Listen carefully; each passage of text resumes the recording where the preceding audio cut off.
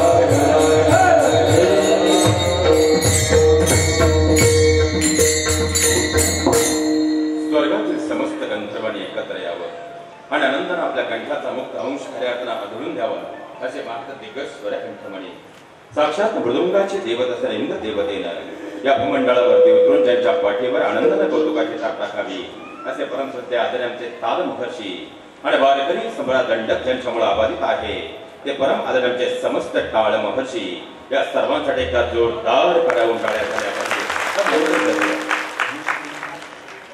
Apulia हिता जो असे जागता धन्य माता पिता तयाचिया कुळी कन्या पुत्र होती जे सात्विक तयाचा हरी कवाट देवा गीता भागवत करीती श्रवण अखंड चिंतन विठोबाचे कुळी कन्या पुत्र होती जे सात्विक तयाचा हरी कवाटे देवा तुका म्हणे मज घडवत्यांची सेवा परी माझ्या दैवा पार नाही कुळी कन्या पुत्र होती जे सात्विक तयाचा हरी कवाटे देवा विठ्ठल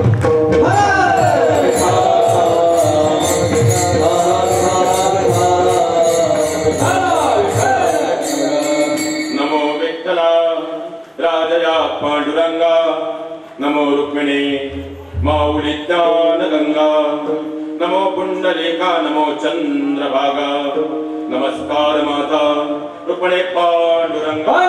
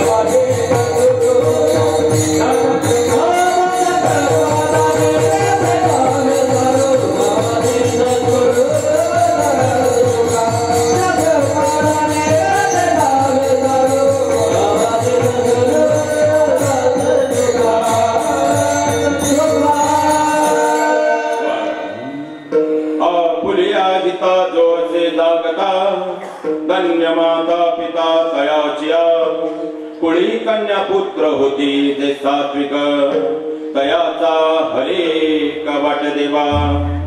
प्रस्तुत प्राप्त कीर्तनरूपी सेवेकरता निवडलेला भंग जगद्गुरु जगदमान्य विश्ववंदनीय अध्यात्माचा कळस. अध्यात्म म्हणजे धार्मिकता नाही मायवा. अध्यात्म म्हणजे वरिष्ठांप्रतीचा आदरभाव. अध्यात्म म्हणजे कनिष्ठांप्रतीचा करुणाभाव. अध्यात्म म्हणजे वेद वाचण्या अगोदर समोरच्याच्या अंतकरणातील वेदना वाचता येणं. अध्यात्म म्हणजे ग्रंथांच्या आणि संतांच्या संगतीत राहणं. अध्यात्म म्हणजे ग्रंथांच्या आणि संतांच्या संगतीतून घडलेल्या महापुरुषांच्या जीवनातून आपलं जीवन चरित्र घडवणं.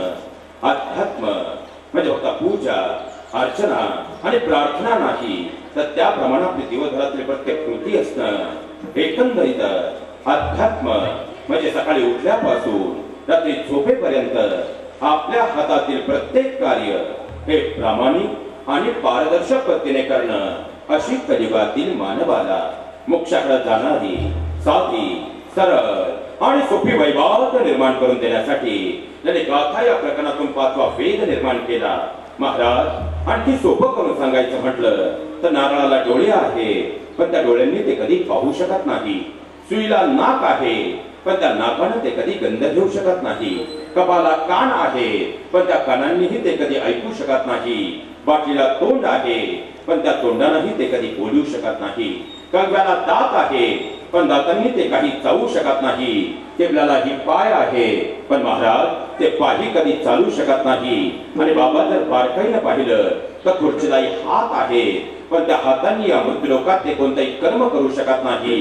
अगदी त्याचप्रमाणे 84 लक्ष योनीमधून या मृत्यूलोकामध्ये या देहाला जे चैतन्य प्राप्त झालेलं आहे ते चैतन्य संसार रूपी मुगजळामध्ये अडकल्यामुळं काय कारण परत या देहाला प्राप्त झालं हेच या मृत्यूलोकात त्या देहाला समजलं नाही. आणि तेही समजावून दे या देहातील चैतन्याला या मृत्यूलोकामध्ये परमानंद आनंद प्राप्त करून देण्यासाठी ज्यांनी या भूमंडळामध्ये अवतार कार्य घेऊन गाथा स्वरूपातून 5वा वेद मृत्यूलोकाला अर्पण केला ते जगद्गुरु तुकोबारायांचा 4 चरणांचा बहुतेकांच्या पाठातील महाराज अनेक वेळा आपल्या समोर चिंतनाला आलेला अभंग माझ्या अल्पज्ञान आणि अल्पमतीनुसार चिंतन निरूपण सेवेकरता निवडलेला आहे. विठ्ठल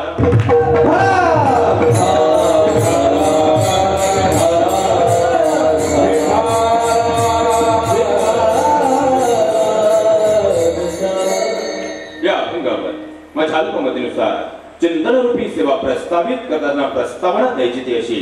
महाराज खरं तर आज प्रस्तावना देत असतानाही अंतकरण मात्र जड झाल्याशिवाय राहत नाही. कारण 1 वर्षापूर्वी अचानक बाबांचं आपल्यातून झालेलं जाणं कदापि शब्दांमध्ये व्यक्त होणार नाही. कारण लक्षात घ्या महाराज मराठी व्याकरण शास्त्रात मी जगाच्या पाठीवर प्रगती साधली. मराठी व्याकरण तालिकेमध्ये प्रत्येक शब्दाचे समास आणि विग्रह निघतात.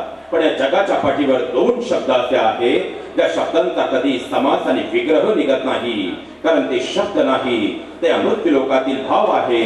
आणि ते शब्द भाव म्हणजे आई आणि बाबा आहेत. 1 वर्षापूर्वी बाबांचं आपल्यातून झालेलं जाणं कदापि शब्दांमध्ये व्यक्त होऊ शकत नाही. वडिलांचं असणं म्हणजे काय असतं? अहो दुपारी 12ची रंती उन्हाची वेळ असावी आणि सूर्याच्या किरणांमध्ये घामाच्या थेंबांमध्ये हा देह उलाचिंब व्हावा. त्यावेळी या समोरच्या रस्त्याने जात असताना एखाद्या वटवृक्षाच्या छायेची म्हणजे सावलीची आस आपल्या अंतकरणात निर्माण व्हावी आणि आपण त्या वटवृक्षाच्या छायेमध्ये म्हणजे सावलीत जावं. तेव्हा मनाला मिळणारा आनंद म्हणजे घरात वडिलांच्या असण्याचा आनंद असतो. पण दुपारी 12ची रंती उन्हाची वेळ असावी आणि सूर्याच्या किरणांमध्ये घामाच्या थेंबांमध्ये हा देह उलाचिंब व्हावा. त्यावेळी या समोरच्या रस्त्याने जात असताना त्याच वटवृक्षाच्या छायेची म्हणजे सावलीची आस आपल्या अंतकरणात निर्माण व्हावी आणि आपण त्या वटवृक्षाच्या जवळ जावं. मात्र महाराज त्या क्षणाला तो वटवृक्ष उन्मळून कोसळून खाली पडलेला असावा. त्यानंतर मनाला अंतकरणाला होणारं दुःख म्हणजेच घरातून वडिलांच्या जाण्याचं दुःख असतं जे शब्दांमध्ये कधी व्यक्त होणारच नाही. पण महाराज कळी काळावर सत्ता प्रस्थापित करेल असं कोणतं यंत्र तंत्र आणि मंत्र आज तर या मृत्यूलोकातील जीवाला अवगत नाही. त्यामुळे जड अंतकरणानं का होईना पण वस्तुस्थिती आपल्याला स्वीकारावीच लागणार आहे. आणि त्याच अनुषंगाने जर पाहिलं तर हिंदू धर्मशास्त्रामध्ये गर्भदान संस्कारापासून तर अंत्यसंस्कारापर्यंत हिंदू धर्मशास्त्र संदर्भ ग्रंथ गरुड पुराण स्कंद क्रमांक 7 अन्वये धर्मशास्त्राने या मृत्यूलोकामध्ये आम्हाला एकूण जे 16 संस्कार सांगितलेले आहेत त्यातील 16वा संस्कार शेवटचा संस्कार म्हणजे अंत्यसंस्कार.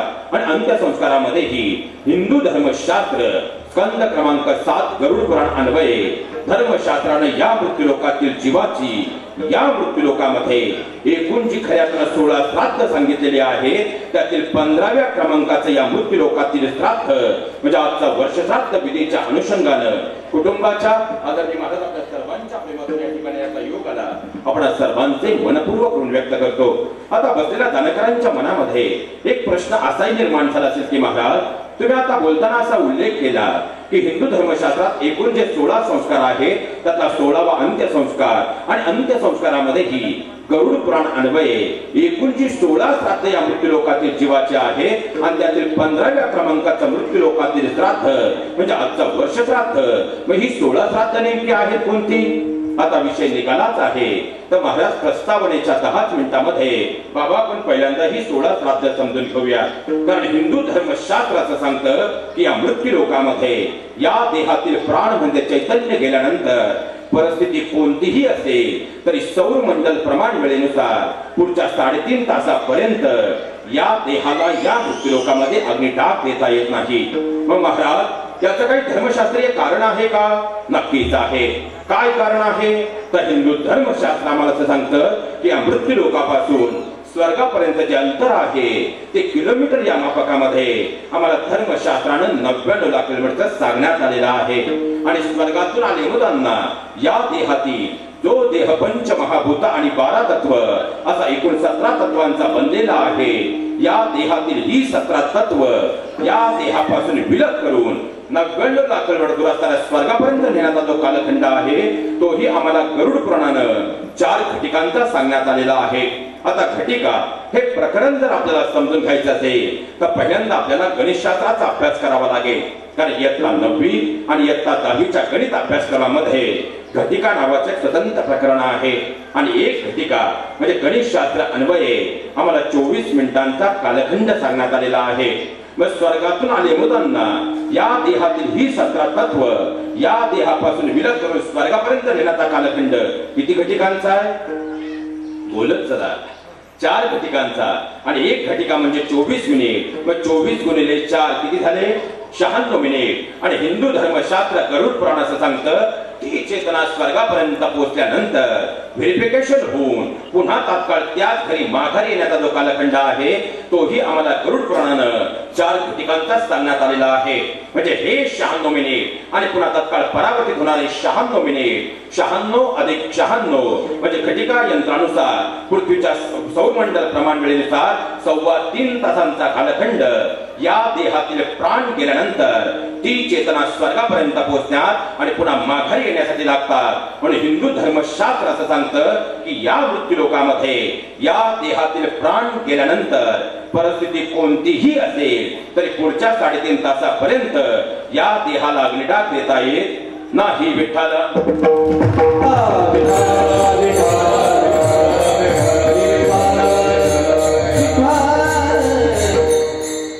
विषय निघालाच आहे तर महाराज आपण तो पूर्णत्वाने समजून घेऊया. त्यानंतर हा देह आंघोळीला बाहेर घेतला जातो आणि आंघोळ झाल्यानंतर जाणकार मंडळी आपण जर बारकाईने पाहिलं तर आपल्याकडे कमरेला उपप्रावरण बांधलं जातं ज्याला संस्कृत मध्ये शब्द आहे उपप्रावरण, ज्याला आपण आपल्या साकूरच्या मातीमध्ये उपर्ण असं म्हणतो. आणि ते उपर्ण कमरेला बांधल्यानंतर आता जर तुम्ही इकडे नांदेड हिंगोली या परिसरात गेलात तर त्या ठिकाणी त्या उपरण्याच्या उजव्या बाजूला पुरी भाजीचा नैवेद्य बांधला जातो.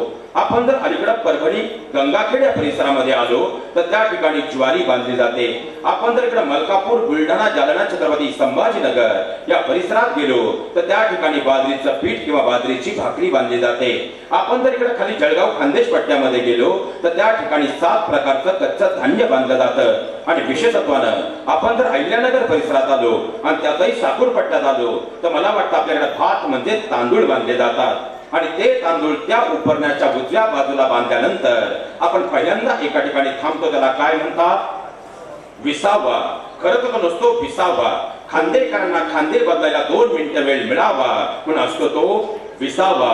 पण याच विसाव्यावरती जाणकार मंडळी आपण जर बारकाईनं पाहिलं तर कमरेला बांधलेलं उपप्रावरण म्हणजे उपरणातले भात म्हणजे जे तांदूळ आहे त्यातले अर्धे तांदूळ आपण त्या विसाव्याच्या ओट्यावर तर्पीत म्हणजेच अर्पित करत असतो. आणि राहिलेले अर्धे तांदूळ आपण पुढे वैकुंठ धाम मध्ये घेऊन जात असतो. मग महाराज आजपर्यंत पिढ्याने वर्षानुवर्ष विसाव्याच्या ओट्यावर आम्ही हेच पाहत आलोय. पण खरं त्याचं काही धर्मशास्त्रीय कारण आहे का? खरं त्याचं काही धर्मसंमत कारण आहे का? नक्कीच आहे. काय कारण आहे? तर हिंदू धर्मशास्त्र आम्हाला असं सांगतं की 84 लक्ष योनीमधून हा देह प्राप्त झाल्यानंतर या देहाला या मृत्यू लोकामध्ये 2 अन्वये आपले जीवन जगावं लागतं. एक म्हणजे प्रापंचिक जीवन आहे आणि दुसरं म्हणजे पारमार्थिक जीवन आहे.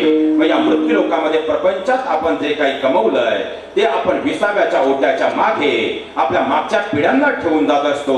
आणि पारमार्थिक क्षेत्रात या मृत्यू लोकात जे काही कमवलंय त्या अंश रूपानं आपण आपल्या सोबत पुढे नेत असतो.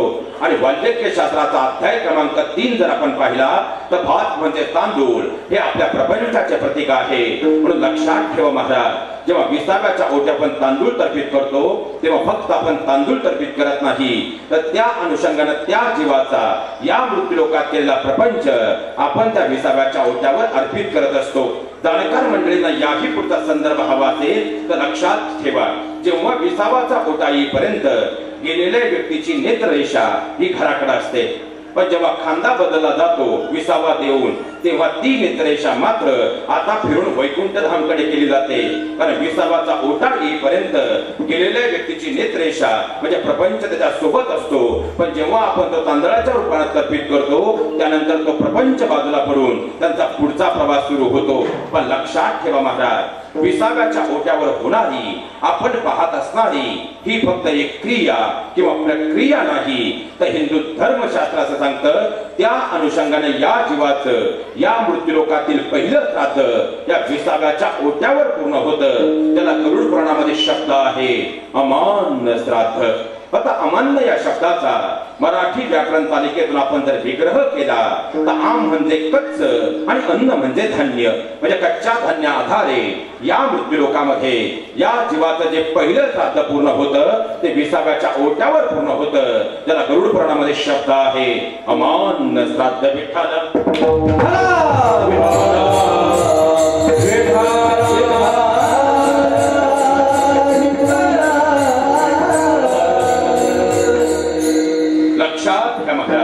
तिथून आपण वैकुंठ धाम मध्ये आल्यानंतर आता हे साकूरच्या मातीमध्ये सांगण्याचं जाणीवपूर्वक कारण यासाठी आहे कारण हिंदू धर्मशास्त्र आम्हाला असं सांगतं जेव्हा या देहाला अग्नी टाकला जातो तेव्हा तो देह राहत नाही, ती चिता राहत नाही, तिथे काही यज्ञात रूपांतर होतं आणि यज्ञ हा शास्त्रसंमतच व्हायला हवा. म्हणून आजपासून आपल्या साकूरच्या मातीमध्ये या पुढच्या काळात जाणीवपूर्वक एक सुरुवात व्हायला हवी. या पुढच्या काळात वैकुंठ धाम मध्ये जर आईचा देह असेल तर ज्या ठिकाणी आपल्याला काष्ट म्हणजे लाकडांचं सरळ रचायचं आहे त्या जागेवर पहिल्यांदा हळदीचं स्वस्तिक काढलं पाहिजे. आणि जर वडिलांचा देह असेल तर ज्या ठिकाणी आपल्याला काष्ट म्हणजे लाकडांचं सरळ रचायचं आहे त्या जागेवर पहिल्यांदा कुंकवाचं स्वस्तिक काढलं पाहिजे. तर स्वस्तिक काढल्याशिवाय हिंदू धर्मशास्त्र कोणत्याही यज्ञाला परवानगी देत नाही. म्हणून यापुढे जाणीवपूर्वक लक्षात ठेवा आईचा देह असेल तर हळदीचं आणि वडिलांचा देह असेल तर कुंकवाचं स्वस्तिक काढलं पाहिजे. हे स्वस्तिक काढल्यानंतर आपल्याकडे काष्ट म्हणजे लाकडांचं सरण रचलं जातं आणि त्यानंतर जाणकार मंडळी आपल्याकडे मुखामध्ये जल देण्याचा प्रघात आहे ज्याला आपण उदक तर्पण श्राद्ध किंवा जलतर्पण श्राद्ध असं म्हणतो. आता पुन्हा जाणकार मंडळी माझा तुम्हाला आज एक प्रश्न आहे. त्या ठिकाणी मुखामध्ये जल देण्यासाठी हंडा चालतो का, कळशी चालते का? अहो जगातली ती एकमेव अशी जागा तिथं कोणत्याही प्रकारचा चमचा सुद्धा चालत समजलं, त्याला समजलं. पण लक्षात घ्या महाराज त्यासाठी वापर कशाचा होतो? अंगठ्याचा. अंगठ्याचाच का? त्यासाठी आम्हाला हिंदू धर्मशास्त्रातील स्वतंत्र विभाग असणार हस्तरेखा शास्त्र समजून घेणं अत्यंत गरजेचं आहे. आणि हस्तरेखा शास्त्राद्वारे जर पाहिलं तर अंगठा आणि तर्जनीच्या मध्ये जो स्पेस म्हणजे जागा आहे ती जागा आम्हाला पितृस्थानाची जागा सांगण्यात आलेली आहे. म्हणजे बँकेच्या पासबुकवर बँकेचा पासबुक असू द्या, हक्क सोडता कागद असू द्या किंवा येणारी ग्रामपंचायतची निवडणूक असू द्या, कशाचा वापर आहे? अंगठ्याचा. तसे प्रत्येक गुणात शास्त्र आहे महाराज. या बोटाचा वापर कुठं होतो? सामान्यपणे व्यवहार ज्ञान आधारे जर पाहिलं तर दूरची व्यक्ती दर्शवण्यासाठी आपण या बोटाचा वापर करतो. आता बाबा या सगळ्या बोटांमध्ये पाहिलं तर हे सगळ्यात मोठं बोट आहे आणि आपल्या आजूबाजूला आपण जर नीट निरखून पाहिलं तर मोठी लोक नेहमी घासली जातात. हेही दात घासायला उपयोगी पडत होतं. कोळगे ब्रश लावताना राजीनामा दिला. या बोटाला अनामिका असं म्हणतात. अनामिका या शब्दाचा मराठी व्याकरण शास्त्र अन्वय अर्थ होतो ज्याला कुठलंही नाव नाही. या बोटाचा वापर कुठे होतो? गंध लावण्यासाठी. कारण कितीही प्रयत्न करा महाराज या बोटाचा दुसरीकडे कुठेही वापर होऊ शकत नाही. म्हणून शेवटी याचा वापर कुठे ठरलेला आहे? गंध लावण्यासाठी. कारण पूर्वंपार काळापासून महाराज आपल्याकडे पद्धत चालताही जी नोट कुठेच चालत नाही ती एक तर मंदिराच्या दानपेटीत नाही तर महाराजांच्या पाकिटात चालते. राहिली शेवटी करंगळी. करंगळीचा वापर कुठे होतो? त्यासाठी आम्हाला हिंदू धर्मशास्त्रातील विवाह संस्कार समजून घेणं अत्यंत गरजेचं आहे. आणि विवाह संस्कारामध्ये महिला मंडळ आपल्याकडे जी सप्तपदी होते ही सप्तपदी घेत असताना हात पकडला जातो की करंगळी पकडली जाते? सप्तपदी झालेली आहे. हात पकडला जातो की करंगळी पकडली जाते? करंगळी म्हणजे 7 जन्माचा फरक नातं जोडते तिला करंगळी असं म्हणतात. आणि 7 जन्माचं रक्ताचं नातं स्मशानात जल देऊन तोडतो त्याला अंगठा असं म्हणतात. म्हणून विवाह संस्कारात करंगळीला आणि अंत्यसंस्कारात अंगठ्याला हिंदू धर्मशास्त्रात अनन्यसाधारण महत्व आहे. आता जाणकारांना याही पुढचा संदर्भ जर हवा असेल तर पुन्हा तुम्हाला एक प्रश्न आहे. वैकुंठ धाम मध्ये आपण अग्निडाग देतो. ती अग्नी वैकुंठ धाम मध्ये निर्माण केली जाते का? बोलत चला ती अग्नी वैकुंठ धामामध्ये निर्माण केली जाते का? नाही. तर ती अग्नी आपल्या घरूनच घटात आणली जाते. याचं कारण असं आहे, जेव्हा सप्तपदी होते तेव्हा खऱ्या अर्थानं यज्ञ प्रज्वलित होतो. तो यंत्र मग खऱ्या अर्थानं पाहिला गेलं तर यज्ञात मंत्र अग्नीनं परिपूर्ण झालेला असतो. तीच अग्नी आपल्या घरी येते, आयुष्यभर तुमची माझी सोबत करते आणि त्याच अग्नीनं शेवटचा अग्नी डागही दिला जातो. म्हणून तर गरुड पुराण अन्वये विवाह संस्कारात करंगळीला आणि अंत्यसंस्कारात अंगठ्याला अनन्य साधारण महत्व आहे. विठ्ठला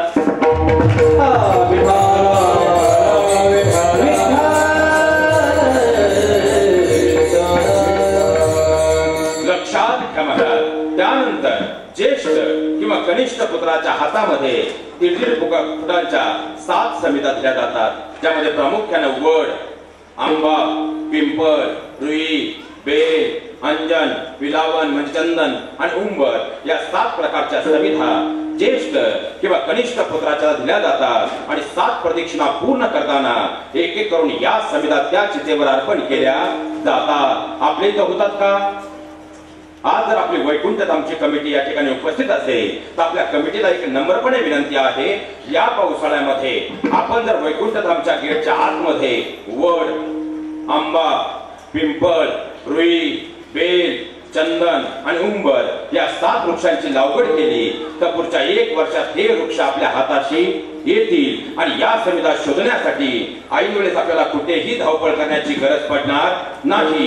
या समिधा आपल्याला वैकुंठ धाममध्येच उपलब्ध होतील आणि हा विधी शास्त्र आधारे होण्यात मदत मिळेल. विठ्ठल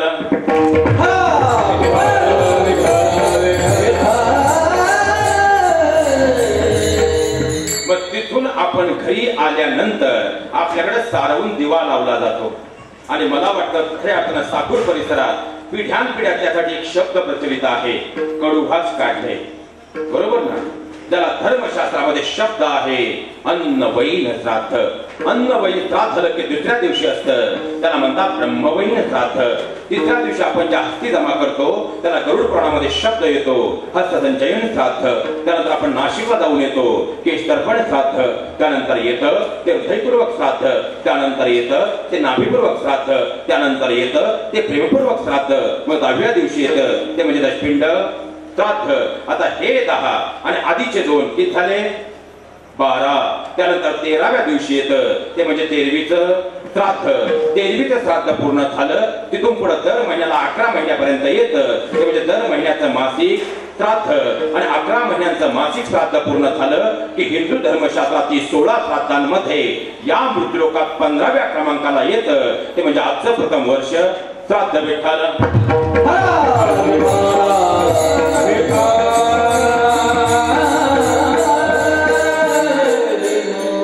आणि बाबांच्या प्रथम पुण्यस्मरण विधीच्या अनुषंगाने कुटुंबाच्या प्रेमातून या ठिकाणी याचा योग आला. खऱ्या अर्थानं यथार्थपणे बाबांचं जीवन जर पाहिलं तर मला जर 2 वाक्यांमध्ये बोलायचं म्हटलं तर साधाच माणसांचे बनते तुफान मोठे, हलतो समुद्र सारा, ढळते आकाश मोठे. साधी साधी माणसं जेव्हा ध्येयानं पेटून उठतात, संस्कार, संस्कृती, चरित्र, चारित्र्याची जोपासना करत आपल्या जीवनाचा यथार्थ प्रवास पुढे नेतात, तेव्हा ते किती असामान्य कर्तृत्व करू शकतात. याचं आदर्श उदाहरण म्हणजे वैकुंठवासी बाळासाहेब बाबांचं जीवन होतं. यथार्थपणे जर पाहिलं तरी काळ्या ढगांमध्ये पंढरीचं राऊळही पाहिलं आणि कांदा मुळा भाजी अबघी विठाई माझी. त्यांनी कांदा मुळा भाजीमध्ये तो पंढरीचा परमात्माही पाहिला, संत बिरोबाही पाहिले. आणि खऱ्या अर्थाने यथार्थपणे आपल्या काळ्याची सेवा करताना आपल्या लेकरांना, आपल्या कन्या असतील, संबंध परिवार असेल, या परिवाराला दिलेल्या संस्कारांचा वसा आणि वारसा पुढच्या पिढीच्या रूपानं आपण यथार्थपणे पाहतो आहोत. कारण खऱ्या अर्थानं आल्याबरोबर मी एक वाक्य या ठिकाणी वाचलं आणि ते म्हणजे खऱ्या अर्थानं बाबांच्या मातोश्री ज्यांच्या संस्कारामधून खरं तर बाबांचं जीवन घडलं, गंगा भागीरथी रुक्मिणी आई सखाराम भगत. आईंचं वय वर्ष 102 वर्ष आणि 102 वर्षांचा हा परिपूर्ण प्रवास. कारण आज 60-70 वर्षाचं आयुष्य हे फार स्वप्नवत झालंय आणि 102 वर्षांचा यथार्थ प्रवास होणं म्हणजे खऱ्या अर्थानं त्या कुटुंबाने घेतलेली ती काळजी आणि त्या काळजीच्या बळावरती खऱ्या अर्थानं हा प्रवास होत असतो. आणि म्हणून तर खऱ्या अर्थांचे बंधू दिनकर दादा असतील, आदरणीय बाळासाहेब दादा असतील, त्यांनी आईंची घेतलेली काळजी आणि यथार्थपणे त्यातच नियतीच्या सत्यपूर्णपणाचं काही चालत नाही. 1 वर्षापूर्वी बाळासाहेब बाबांचं आपल्यातून झालेलं जाणं, पण जरी त्यांचं जाणं आपल्यातून झालं असेल पण त्यांनी दिलेल्या संस्कारांचा वसा आणि वारसा यथार्थपणे त्यांचा परिवार पुढे नेतो आहे.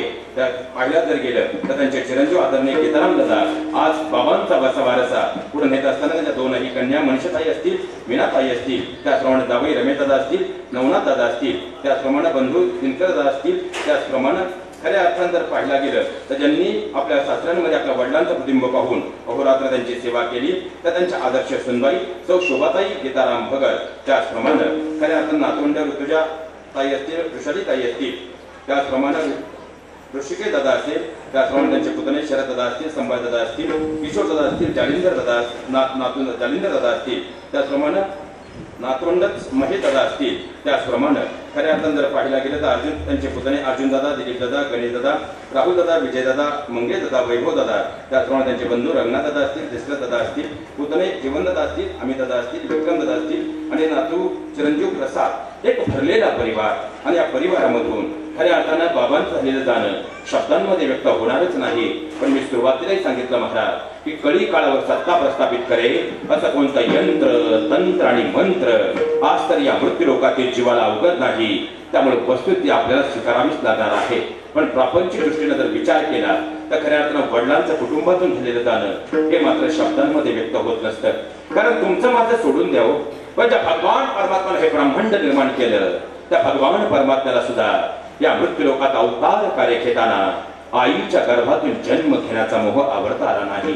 म्हणून आजही प्रभू रामचंद्रांना कौशल्याचा राम म्हटलं जातं तर भगवान कृष्णांना देवकीनंदन यशोदेचा काना म्हटलं जातं. जगाची माऊली बनलेल्या माझ्या ज्ञानोबारायांना रुक्मिणीचं ज्ञाना म्हटलं जातं तर लोक कल्याणकारी स्वराज्य निर्माण करणाऱ्या शिवरायांना जिजाऊ कुमार म्हटलं जातं. मग माता पित्यांचं श्रेष्ठत्व काय आहे? मराठी भाषेत सुंदर सुभाषित आहे, जे ना पाहे रवी ते पाहे कवी, जे सूर्यही पाहू शकत नाही ते पाहण्याची दिव्य दृष्टी मृत्यू लोकांच्या कवीला प्राप्त झाली. तो कवीही आजपर्यंत आई आणि वडील या 2 शब्दांवरती लिहिताना या 2 शब्दांच्या पुढे पूर्ण विराम देऊ शकला नाही. यापेक्षा माता पित्याची महती काय वर्णन करावी. तरीही आज आपण आई आणि वडील या दोनही शब्दांना या व्यासपीठावर उपमा देण्याचा प्रयत्न तर करून पाहूया. मग आईला काय उपमा द्यावी बरं? मला वाटतं आपल्या घरातल्या आईला आपण समुद्राची उपमा दिली पाहिजे. कारण समुद्र आणि तुमच्या माझ्या घरातल्या आईमध्ये सुद्धा एक साम्य आहे. खऱ्या अर्थानं जर पाहिला गेलं तर समुद्र गंगेचं निर्मल जल असू द्या अथवा गटारीचं नाल्याचं घाण पाणी असू द्या, समुद्र दोन्ही पाणी आपल्या अंतःकरणामध्ये साठवून घेतो. त्याप्रमाणे आईला मुलगा चांगला असू द्या अथवा वांगला असू द्या, ज्ञानी असू द्या अथवा अज्ञानी असू द्या, आईही त्याला आपल्या मायेच्या पंखाखाली घेत असते. मग आपल्या घरातल्या आईला आपण समुद्राची उपमा दिली पाहिजे. पैशांवर विचार केला आणि जाणवलं आईला समुद्राची उपमा देताच येणार नाही. कारण समुद्रानं गंगेचं निर्मल जलही अंतःकरणात साठवलं तसं गटारीचं नाल्याचं घाणपाणीही साठवलं. पण महाराज साठवलेलं सगळंच पाणी समुद्रानं पुढच्या काही मिनिटात खारट करून टाकलं.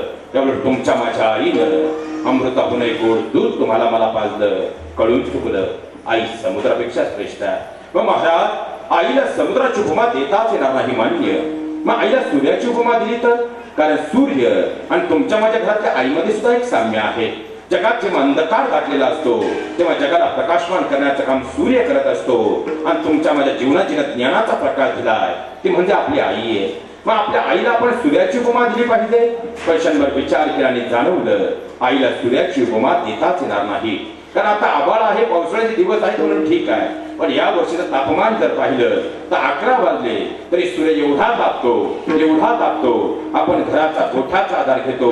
पण विचार करावं आपल्या घरात आपली आई 90-95 वर्षांची झाली पण आकारण आणि विनाकारण आजपर्यंत आपल्या लेकरांवर कधी तापलीच नाही. कळून चुकलं आई तर सूर्यापेक्षा श्रेष्ठ आहे. मग महाराज आईला उपमा देताच येणार नाही का? हो महाराज आईला उपमा देताच येणार नाही. कारण उपमा या शब्दात मा शब्द आहे. तिच्याशिवाय जीवात मा पूर्ण होऊ शकत नाही. तिच्याशिवाय महात मा पूर्ण होऊ शकत नाही. नभे ब्रह्मांडाचा धनी असणारा परमात्मा ही जिच्याशिवाय पूर्ण सबसे बड़ी माँ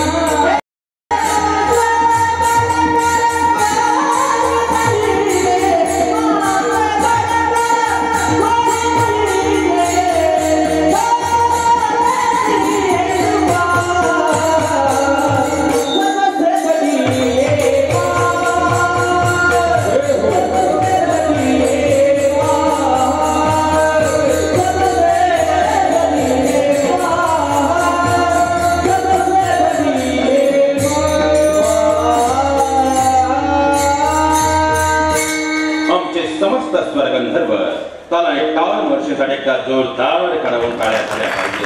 लक्षात घ्या माझ्या जगाच्या मालकालाही खऱ्या अर्थानं ब्रह्मांडाच्या धनालाही या मृत्यू लोकात अवतार कार्य घेता आलं नाही. म्हणून त्या मृत्यू लोकांमध्ये त्यानं स्वतःचं पारूप म्हणून जे धाडलंय ते म्हणजे आपले माता पिता आहेत. पण महाराज खऱ्या अर्थाने एक वाक्य मात्र बोलून जातो. आई अनेक वेळा आम्हाला पुस्तकातून कळाली, आई अनेक वेळा आम्हाला कथांमधून कळाली, आई अनेक वेळा मी चरित्र खऱ्या अर्थानं कथा प्रवचन कीर्तनांमधून ऐकली. पण या महाराष्ट्राची वास्तवातली दुर्दैवी शोकांतिका जर कोणती असेल त्या शेतकरी बापाला समजून घेण्याचा प्रयत्न मात्र वास्तवात हल्लीच्या मुलांकडून होताना दिसत नाही.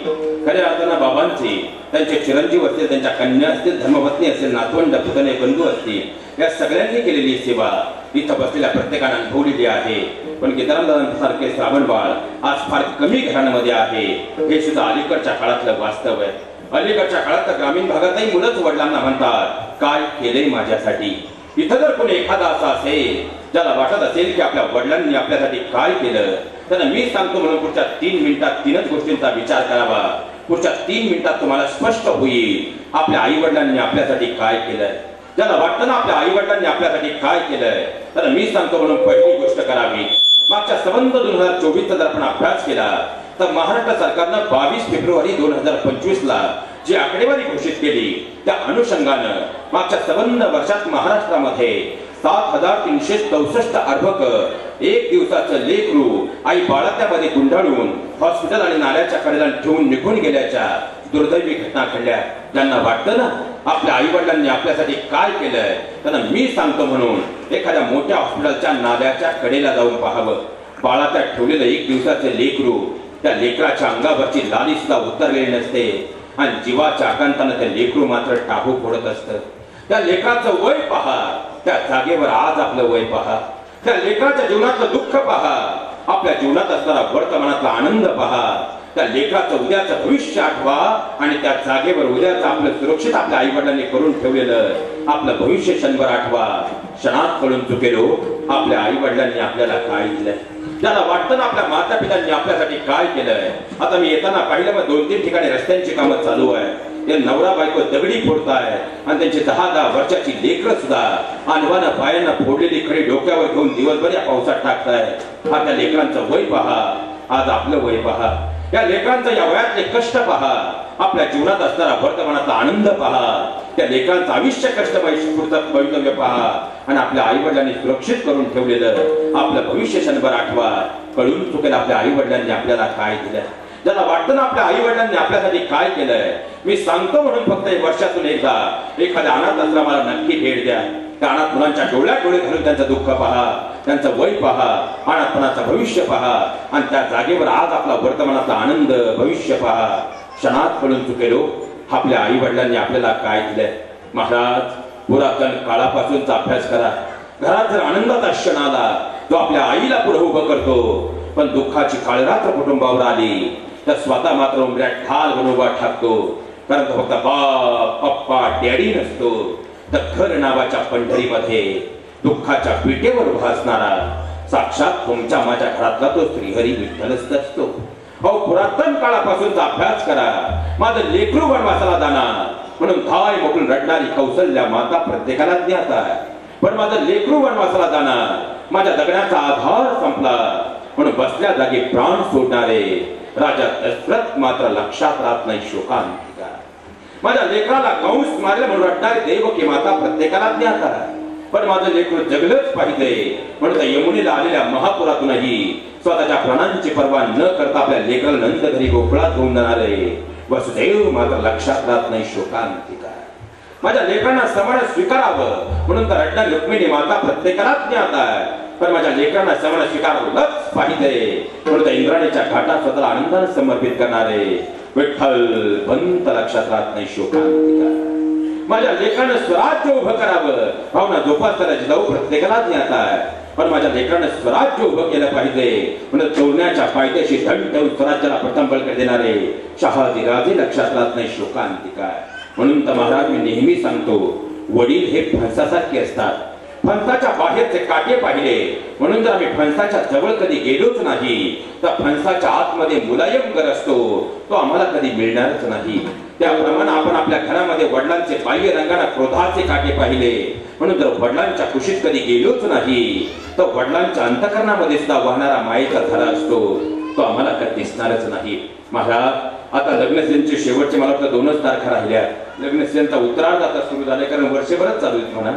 पण लक्षात घ्या, इथं या वर्षी जर कुणाच्या घरात मुलीचं लग्न झालं असेल ना, किंवा मागच्या 2 वर्षाच्या बसल्यापैकी कुणाच्या घरात जर मुलीचं लग्न झालं असेल ना, तर लक्षात ठेवा, आमचा शेतकरी बाप कितीही श्रीमंत असू द्या, आमच्या शेतकरी बापाचा सातबारा कितीही मोठा असू द्या, पण आपल्या लेकीचं जर लग्न करायचं म्हटलं तर आमच्या या शेतकरी बापाला सोसायटीचा बिनव्याजी कर्ज, पतसंस्थेचं जामिनगी कर्ज आणि बँकेमध्ये जमिनीचं मॉर्गेज केल्याशिवाय आमच्या शेतकरी बापाच्या घरातल्या मुलीचं लग्न सुद्धा होत नाही. ही अलीकडच्या काळातली जळजळीत अवस्था आहे. अहो, बापाची नजर लेकीवर गेली आणि बापाला जाणीव झाली आपली मुलगी उपवर झाली. त्या बापानं पायातला 2 किलोचा हुंडा झिजवला आणि भेटणाऱ्या प्रत्येकाला सांगू लागला, दादा एखादा चांगला मुलगा असेल तर सांगा बरं, लेकीचं लग्न करायचं आहे हुंडा. पाहता पाहता 1 महिन्याचा काळ निघून गेला. दुपारची वेळ होती. शेतकरी बाप आमच्या शेतात राबत होता आणि त्याच वेळी त्याच्या खिशातला मोबाईल खणाणला. आमच्या शेतकरी बापानं फोन कानाला लावला. फोन पाहुण्यांचा होता आणि पाहुणे उत्तरले, दादा एक चांगला मुलगा आहे, एक चांगली पार्टी आहे, तुमच्या लेकीच्या आयुष्याचं सोनं होईल बरं. पण दादा पाहुणे म्हणतात उद्याच पाहिलं यायचे तुमच्या लेकीला. आणि एवढे शब्द ऐकले आणि त्या बापांची खऱ्या हातातलं फावडं जागेवर टाकलं आणि धावत धावत तुमच्या आईच्या जवळ गेला. तुमच्या आईला सांगितलं, रुक्मिणी तुझ्या लेकीला पाहिलं उद्या पाहुणे येणार ग, सगळी तयारी करून ठेव बरं. माझ्या बहिणीनं आजही तुमचा साक्षीगंध झाला तो दिवस डोळ्यासमोर आठवून पहा. सकाळी 11:15ची वेळ होती. खऱ्या घरात पाहुणे बसलेले होते, बाजूला खुर्चीवर तुमचे वडील बसलेले होते आणि मुलगी चहाचा ट्रे घेऊन पाहुण्यांच्या समोर आली. आज बापाची पहिल्यांदा नजर लेकीच्या हातातल्या चहाच्या ट्रेवर गेली आणि त्या बापाचं काळीज मात्र भरून आलं. माझी लेक माझ्यापासून दूर होणार, माझं लेकरू कायमचं दूर जाणार, म्हणून पहाडासारखे असणाऱ्या बापाच्या डोळ्यातला एक अश्रू जमिनीवर कोसळला. पण त्याच वेळी तुमच्या बापाच्या मनात विचार आला, अरे माझी लेक माझ्यापासून दूर जाणार, पण आता तर माझ्या लेकराच्या नवीन आयुष्याची सुरुवात होणार. म्हणून डोळ्याशी आलेली आसू सुद्धा या बापानं आपल्या आत गेली आणि आनंदाने आपल्या लेकीकडे पाहू लागला. 20-25 मिनिटांचा वेळ निघून गेला आणि मध्यस्थीनं बाहेर हाक मारली. वडील बाहेर आले आणि मध्यस्थीनं सांगितले, दादा अहो पार्टी चांगली आहे, मुलगा चांगला, तुमच्या लेकीच्या आयुष्याचं सोनं होईल बरं. पण दादा पाहुणे म्हणतात लग्न मात्र आपल्याला काढून द्यावं लागेल. अरे एवढे शब्द या बापानं ऐकले आणि या बापाच्या पायाखालची वाळू सरकली. अरे अजून तर खऱ्या अर्थानं उद्याचं बिल हातात नाही, जवळ तर पैसे नाही, माझ्या लेकीचं लग्न आहे, माझ्या काळजात तुकड्याचं लग्न आहे. चांगला हॉल पाहिजे म्हटलं 1.5-2 लाख रुपये निघून जातील. पाहुण्यांचा मानपान संसार घ्यायला 2-2.5 लाख रुपये जवळ हवे. माझ्या लेकीला दागिने करायला 2.5-3 लाख रुपये हवे. जवळ तर पैसे नाही, 7-8 लाखाची गरज आहे. काय करावं? माझ्या बहिणींनो आजही आठवून पहा, तुमचं लग्न होईपर्यंत तुम्ही तुमच्या जीवनात कितीही चुका केल्या तरी प्रत्येक वेळेस तुमच्या चुकांना माफी देऊन तुम्हाला प्रत्येक वेळेस खुशीत घेणारा, पण तुमच्या दाबीला असणाऱ्या भावाकडून घरात एक जरी चूक झाली तर त्याला घराच्या उंबऱ्यात उभं करून धारेवर धरणारा हाच आमचा शेतकरी बाप. पण आज पहिल्यांदा या शेतकरी बापानं तुमच्या दाबीला असणाऱ्या भावाला जवळ घेतलं आणि सांगितलं, बाप्या तुझी ताई आयुष्यात दुसरं काय मागणार आहे? अरे तुझी ताई सुखी झाली तर मी आनंदाने मरायला मोकळा झालो रे. माझ्या आयुष्यात मला आता दुसरं काही नको, पण तुझी ताई सुखी झाली पाहिजे. माझ्या बहिणींना आज पहिल्यांदा तुमच्या वडिलांच्या डोळ्यातली आसव तुमच्या दाबीला असणाऱ्या भावानं पाहिली आणि तुमचा भाऊ उत्तरला, बाबा काळजी करू नका, आपण रात्रीचा दिवस करू, दिवसाची रात्र करू, हाडाची काढ रक्ताचं पाणी करू, पण आपली ताई सुखी झाली पाहिजे. माझ्या बहिणीनं एवढाच धार तुमच्या दाबीला असणाऱ्या भावाकडून तुमच्या वडिलांना मिळाला आणि वडील घरात धावत आले. पाहुण्यांकडे पाहिल्या दिसलं, पाहुणं अहो पाहता काय, फोडा सुपारी. माझ्या बहिणींनो आजही आठवून पहा तुमचा साक्षी गंध झालेला दिवस. त्या दिवशी संबंध दिवस आणि रात्र तुम्ही तुमच्या नवीन संसाराच्या स्वप्नात रममान होता. पण या शेतकरी बापाच्या जीवनातली पहिली अशी रात्र होती ती संबंध रात्रभर तो बाप मात्र उशीवर पोच बदलत राहिला. पैसे आणावेत कुठून, पैसे जमवेत कसे, या विवेचने त्या बापाला रात्रभर झोप लागली नाही. अरे सकाळी दुधाची किटली घेऊन तो डेअरीवर गेला ना, त्या दिवशी दुपारचे 12 वाजले तरी तो बाप घरी आलाच नाही. कारण त्यानं दूध डेअरीवर दूध घातलं आणि तो धावत पसवतेत गेला, बँकेत गेला. अनेकांच्या पायावर त्या बापाने डोकं टेकवलं. तेव्हा कुठून तरी तुमच्या लग्नापुरते पैसे त्या बापाने जमा केले. माझ्या बहिणीनं आजही खऱ्या तुमचा बस्ता बांधलेला दिवस आठवून पहा. संगमनेरच्या मार्केटमध्ये तुम्हाला 40,000चा शालू घेताना आमच्या शेतकरी बापाच्या चेहऱ्यावर आनंद होता. पण माझ्या बहिणींनो, खऱ्या अर्थानं तुमच्या लग्नाच्या दिवशी मात्र त्या बापानं घातलेल्या बनियांची थिगळं मोजायला या जगाच्या पाठीवरचा प्रत्येक गर्भिणीचा डोळाही अपूर्ण होता. त्या बापानं बस्त्यामध्ये तुम्हाला 10,000चे सँडल घेताना आमच्या शेतकरी बापाच्या चेहऱ्यावर आनंद होता. पण माझ्या बहिणींनो, तुमच्या लग्नाच्या आदल्या दिवशी मात्र उद्या गडबडीत आपल्या चपलेचा वात निघू नये म्हणून आदल्या दिवशी संभाराकडे जाऊन आपल्या चपलेला 2 चुका मारून आणणारा हाच तुमचा शेतकरी बाप होता. पण पडद्यामागे जगणारा बाप कधी पडद्यासमोर हल्ले आम्ही समजून घेत नाही. म्हणून तर महाराष्ट्रातल्या आमच्या लेकरांना वास्तवातला बाप म्हणजे खऱ्या अर्थानं पंढरीचा विठ्ठल समजत नाही. शोकांतिका भले त्या बापानं कर्ज केलं, पण तुमचं लग्न मात्र धूमधडाक्यात केलं. मध्ये 1 वर्ष गेलं, कोरोना आला, कोरोनाची ही 2 वर्ष गेली आणि आता गेलेला मार्चचा महिना असावा. 27-28 मार्चची तारीख होती आणि हा बाप मात्र हॉटेलमध्ये मित्रांसोबत चहा पीत बसला होता. त्याच वेळी निवडून सोसायटीच्या शिपायानं पाहिलं. शिपाई धावत आला, वडिलांच्या हातामध्ये पत्र दिलं. आमच्या शेतकरी बापानं चहाचा कप टेबलवर ठेवला आणि लिफाफा फोडून ते पत्र वाचू लागला. पत्र सोसायटीचं होतं. 8 दिवसात हप्ता जमा करायचा होता. अरे या बापाच्या पायाखालची वाळू सरकली. 8 दिवस झाले बँकेतून फोन येतोय. 15 दिवसापासून 3 वेळा संस्थेच्या चेअरमनचा फोन आलाय. आता खऱ्या अर्थानं सोसायटीचा पत्र आलंय, जवळ पैसे नाही, करावं काय? माझ्या बहिणीनं आजही आठवून पहा. दुपारी 12ची वेळ होती. बापाच्या पोटातली भूक जागी झाली होती तरी जेवायला तो बाप घरी नाही आला.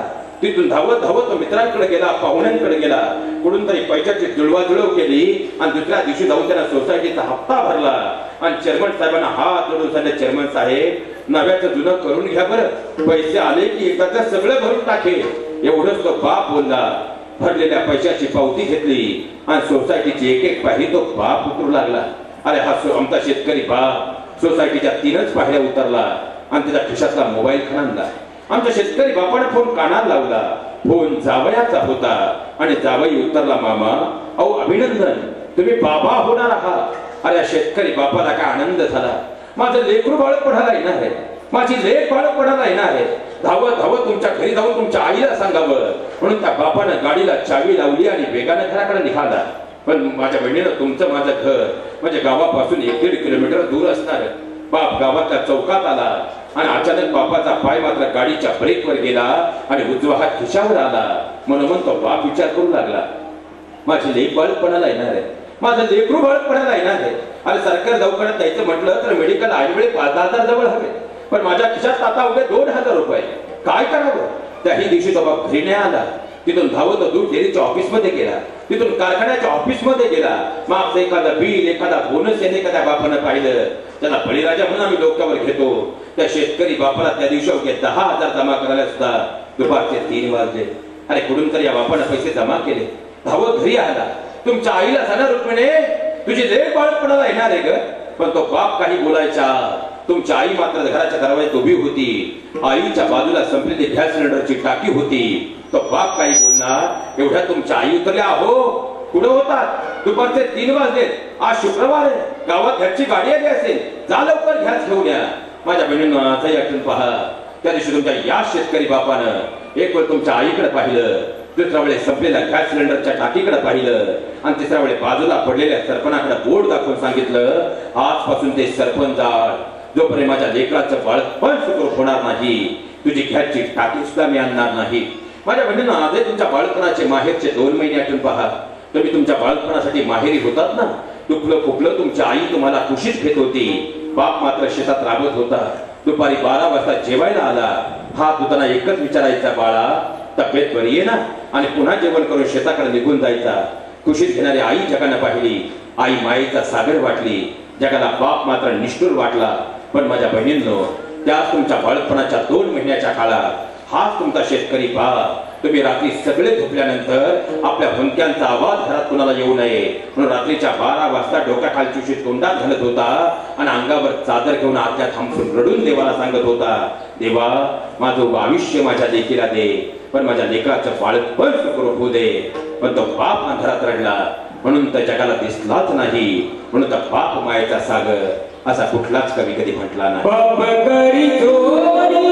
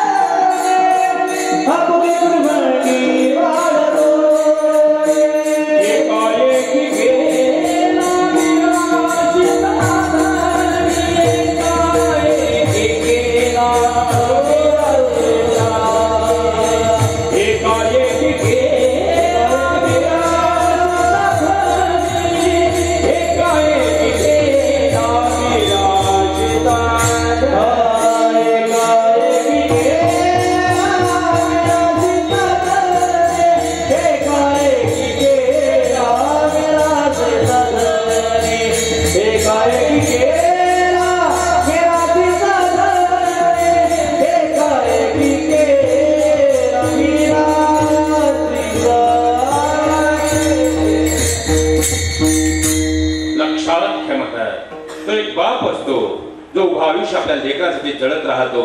आयुष्यभर विस्तावासारखा असणारा बाप मात्र आयुष्याच्या शेवटी कोळसा बनून जातो. पण कोळसा होण्या अगोदर मात्र आपल्या जीवनाचा तो प्रकाश, तो विस्तव आपल्या लेकरांना समर्पित करून जातो. कारण तो फक्त बाप, पप्पा, डॅडी नसतो, तर घर नावाच्या पंढरीमध्ये दुःखाच्या विटेवर उभा असणारा साक्षात तुमच्या माझ्या घरातला तो वास्तवातला श्रीहरी विठ्ठलच असतो. अहो, खऱ्या अर्थानं जर पाहिला गेलं तर माझ्या बहिणीनं आजही तुमची बाळपणाची रात्र आठवा. संध्याकाळी 10:30चा सुमार होता आणि खऱ्या अर्थानं आई बाहेरच्या दारात धावत आली. आईने नवऱ्याला हलवला, अहो उठा, पोरीचं पोट दुखतंय हो. बाप तळदिशी उठला. सायकल असेल, मोटरसायकल असेल, त्या बापानं घेतली. तुम्हाला घेऊन तर दवाखान्यापर्यंत पोहोचला. खऱ्या अर्थानं ओपीडीच्या आत जाताना तुम्हाला वेदनेची किंचाळी आली. ती किंचाळी तुमच्या आईनं पाहिली. आईच्या डोळ्यातून खळखळा अश्रू उघडले. जगानं मात्र बाहेर उभा असणारा बाप पाहिला. त्याच्या डोळ्यात अश्रू नव्हते म्हणून तो निष्ठुर वाटला. पण त्यावेळेस तो बाप मात्र काळजातून रडत होता. कारण इथं बसलेल्या प्रत्येकानं आपल्या आईला कधी ना कधी तर रडताना पाहिलंय. पण इथं बसलेला असा एकही नाही हो ज्यानं स्वतःच्या वडिलांना कधीतरी मनमोकळेपणाने रडताना पाहिलंय. अरे हा बाप रडला नाही असं नाही. स्वतःची आई गेली, त्याच्या खांद्यावर तिरडी होती, पण डोळ्यात पाणी नव्हतं का? कारण त्याला आपल्या बहिणींचा आधार व्हायचं होतं. स्वतः जन्मता बाप गेला, हातामध्ये मडकं होतं, तरी या बापाच्या डोळ्यात पाणी नव्हतं का? कारण त्याला आपल्या मुला भावंडांचा आधार व्हायचं होतं. स्वतःची बायको जरी तारुण्यात गेली तरी त्या बापा रडायची परवानगी नाही का? कारण त्याला आपल्या मुलांचा आधार व्हायचं असतं. आणि स्वतः जर लेकरू जरी खांद्यावर आलं तरी त्या बापाला रडता येत नाही का? कारण त्याला कुटुंबाचा कणा व्हायचं असतं. म्हणून तर आईला डोळेचे डोळ्यांच्या जागेवर दिलेत ना, तसे या शेतकरी बापालाही डोळे डोळ्यांच्या जागेवर दिले. पण त्या जगाच्या मालकानं आईला डोळ्यातून रडायची परवानगी दिली. पण खऱ्या अर्थानं जर पाहिलं गेलं तर आमच्या वडिलांना डोळ्यातून रडायची परवानगी परमात्म्यानं दिलीच नाही. म्हणून बाप जेव्हा जेव्हा रडलाय तो काळजातून रडलाय, म्हणून त्या जगाला दिसलाच नाही. म्हणून तर बाप मायेचा सागर असा कुठलाच कधी कधी म्हटला नाही. माझ्या बहिणींना आजही ते बाळपणाचा रात्र आठवून पहा. सकाळी 4:45चा सुमार होता. तुम्ही शुद्धीवर आलात. तुम्ही शुद्धीवर आलात ना, तेव्हा तुमच्या डाव्या बाजूला पाळण्यात तुमचं गोंडस लेकरू होतं आणि उजव्या बाजूला खुर्चीवर तुमची आई बसलेली होती. पाहता पाहता 7:30 वाजेपर्यंत तुमचा नवरा पेढा आणि बर्फीचा बॉक्स घेऊन दवाखान्यात आला होता. 10:30 वाजेपर्यंत तुमचे सासरे दवाखान्यात होते. दुपारी 12:30 पर्यंत तुमची बहीण तुम्हाला भेटायला आली होती. पण या जगातला एक व्यक्ती असा होता ज्याचं दर्शन तुम्ही बाळंत झाल्यानंतर तुम्हाला 7 तासानंतर झालं आणि तो म्हणजे तुमचा शेतकरी बाप होता. कारण येणारा प्रत्येक जण तुमच्या तोंडात पेढा आणि बर्फी घालत होता, पण त्या दिवशी हॉस्पिटलच्या तुमच्या सिजरचे 60,000 बिल भरल्याशिवाय तुम्हाला हॉस्पिटलमधून डिस्चार्ज मिळणार नव्हता. म्हणून अनवाणी पायाने उभर उन्हात पावसामध्ये हा बाप मात्र अनेकांचे उंबरटे पैसे मिळवण्यासाठी झिजवत होता. अरे कुठून तर या बापाने पैसे जमा केले, धावत दवाखान्यापर्यंत आला. आईला माहित होतं, आई उत्तरे अहो कुठं होतात, आम्हाला सोडून गेलात ते आता आला, तुम्हाला कळालं तुम्ही बाबा झाला. माझ्या बहिणीनं कधीच नाही, पण त्या दिवशी पहिल्यांदा हा बाप मात्र त्या हॉस्पिटलच्या पायरीवर बसून हमसून रडला. यासाठी नाही की 2% पैसे आणले, यासाठी नाही की 2 महिन्यात माघारी द्यायचे, तर यासाठी रडत होता की देवा तुझे लाख उपकार झाले की माझ्या लेकराचं बाळपण सुखरूप झालं. म्हणून त्या बापाच्या डोळ्यातून ते उघडणारे आनंद अश्रू होते, पण उपिडीच्या बाहेरून आम्ही ते पाहिलेच नाही. आमचा बाप म्हणजे पिता आम्हाला कळालाच नाही. आजही माझ्या बहिणी तुमच्या लग्नाच्या आतली रात आठवून पहा. तुमच्या अनेक मैत्रिणी तुमच्या घरी आल्या होत्या, हातावर मेहंदी काढायचं काम चालू होतं आणि मैत्रिणींच्या करड्यामध्ये तुम्ही तुमच्या उद्यापासून सुरू होणाऱ्या प्रपंचाची स्वप्न रेखाटत होतात. पण त्याच वेळी आतल्या खोलीतून तुमच्या आईची नजर तुमच्यावर गेली आणि एकाच वेळी हजारो विंचवानी डंक करावा असं यातनांचं काहूर तुमच्या आईच्या मनात निर्माण झालं. शेवटी न राहून ती माऊली तुमच्या जवळ धावत आली. तुमच्या मैत्रिणीचा करडा तिनं बाजूला केला आणि तुमच्या गळ्यात पडून ती लहान लेकरासारखं रडू लागली. ती आई तुम्हाला सांगत होती, बाळा माझ्या जगण्याचा आधार तू, बाळा माझ्या जगण्याचा श्वास तू. पण लेकरा उद्यापासून या घराचा वासा तुला दिसणार नाही बाळा. उद्यापासून माझ्या शेजारची उशी पोरकी होईल बाळा. उद्यापासून माझं काळीज माझं लेकरू माझ्यासाठी परक होईल बाळा. आणि ती आई तुमच्या गळ्यात पडून लहान लेकरासारखं रडू लागली. माझ्या बहिणींना आजही आठवून पहा, तुम्ही हातावर काढलेल्या मेहंदीला त्यावेळेस पहिल्यांदा जीवनात साखर पाणी लावायची गरज पडलीच नाही, कारण तुमच्या आईच्या डोळ्यातून उघडणाऱ्या अश्रूंनी तुमची मेहंदी लालबंद झाली होती. अर्धा तास निघून गेला आणि शेवटी मुलीनं विचारलं, आई अगं उद्या मी जाणार, तुझ्या डोळ्यातला अश्रू थांबत नाही, पण बाबा ते तर बाहेर मांडव बांधतायत ग, त्याला काहीच वाटत नाही का? माझ्या बहिणीनं आजही भूतकाळ आठवा. रात्री 10:30ची वेळ होती. तुम्ही अंगणात मध्ये धावत धावत गेला, वडिलांचे खांदे घट्ट पकडल्याने विचारलं, बाबा अहो उद्या मी जाणार, तुम्हाला काहीच वाटत नाही? माझ्या बहिणीनं आजही आठवा. तुमच्या वडिलांनी शांतपणे तुमच्या डोक्यावर हात ठेवला आणि सांगितलं, बाळा जा लवकर आवरून झोपून घ्या, उद्या सकाळी लवकर उठायचंय, संध्याकाळी वरात असेल, परवा कुलदेवीला जाणं होईल, 2-3 दिवस जागृत झाल्यानं पितवून आजारी पडशाल, बरं जा बरं लवकर झोपून घ्या. एवढंच तो बाप बोलला. सरळ अंधारात निघून गेला. जगाला दुरून पाहिला, जगाला निष्ठुर वाटला. पण त्या रात्री तुम्ही सगळे झोपल्यानंतर तुमच्या घराच्या मागच्या भिंतीला टेकून गुडघ्यात डोकं घालून माझं लेकरू माझं काळीच कायमचं दूर होणार म्हणून पहाटेच्या 6 वाजेपर्यंत हमसून रडलेला बाप घराच्या मागच्या भिंतीकडे जाऊन आम्ही पाहिलाच नाही. आमचा बाप म्हणजे पिता आम्हाला कळालाच नाही. आजही तुम्ही तुमच्या माहेरी फोन करताना तुमच्या वडिलांच्या हातात मोबाईल असतो, पण तुमचं नाव जरी वाचलं तर बाप फक्त हिरवं बटन दाबतो आणि तुमच्याशी एकही शब्द न बोलता सरळ फोन तुमच्या आईकडे देतो. आणि तुमच्या आईला प्रत्येक वेळी तुमचा एक प्रश्न असतो, आई अगं बाबा कुठे आहे? त्यांना नाही बोलायचं. आणि ठरल्याप्रमाणे तुमच्या आई तुम्हाला एकच उत्तर देते, तुला तर माहिती ना बाळा ते कधी फोन बोलतात, पण फोन ठेवल्याबरोबर कसं आहे ग माझं सोनुलं हे विचारणारा तो बाप असतो, तो पिता असतो. जोपर्यंत तो घरात असतो वटवृक्षाची माया असते. ज्या दिवशी तो वटवृक्ष कोसळतो आयुष्याला विरानपण आल्याशिवाय राहत नाही. आणि या कुटुंबातून 1 वर्षापूर्वी हा वटवृक्ष ढासळलेला आहे, पण जाण्या अगोदर त्यांनी दिलेल्या संस्कारांचा वसा आणि वारसा इतका भेद्य आहे की इकडे वृद्धाश्रम उभे राहत असताना बाबांचं पुण्यस्मरण एवढ्या मोठ्या उंचीचं होतंय. याचं कारण ही धन्यताही खऱ्या अर्थानं बाबांना आईनच आहे, कारण त्यांनी आपल्या लेकरावर त्याचे संस्कार केले. त्या संस्कारांचा परिपाक म्हणजे आजचा हा सोहळा आहे. म्हणून आजच्या अभंगाच्या प्रथम चरणातही धन्यता त्या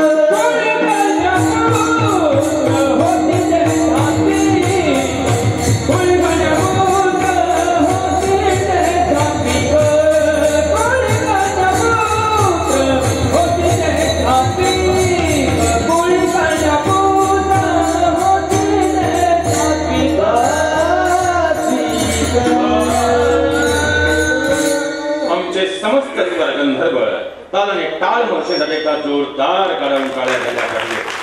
अरे आपण जर पाहिला गेलं कारण एवढा मोठा संयम सोपा नाही आणि आपली माणसं असली की बोलता येतं. नाहीतर मग पाऊण तास चाल पाऊण तास भैरवी मध्ये वक्त्याने बोलायचं किती. पण आपली माणसं जेव्हा असतात तेव्हा खऱ्या अर्थाने ज्ञानाला अहंकार चिटकत नाही. कारण लक्षात घ्या महाराज, भक्तात जर नम्रता आली त्यातून तुकोबारायांचा जन्म होतो आणि भक्तात जर अहंकार आला त्यातून मंबाची जन्म घेतो. भक्तात जर नम्रता आली त्यातून ज्ञानोबारायांचा जन्म होतो. भक्तात जर अहंकार आला त्यातून चांगदेव जन्म घेतो. भक्तात जर नम्रता आली त्यातून शिवा खऱ्या अर्थाने जर माधारावांचा जन्म होतो, ताहाचा जन्म होतो. भक्तात जर अहंकार आला त्यातून अफजल खान जन्म घेतो. खरात जर नम्रता असेल तर झोपडीचं सुद्धा मंदिर होतं.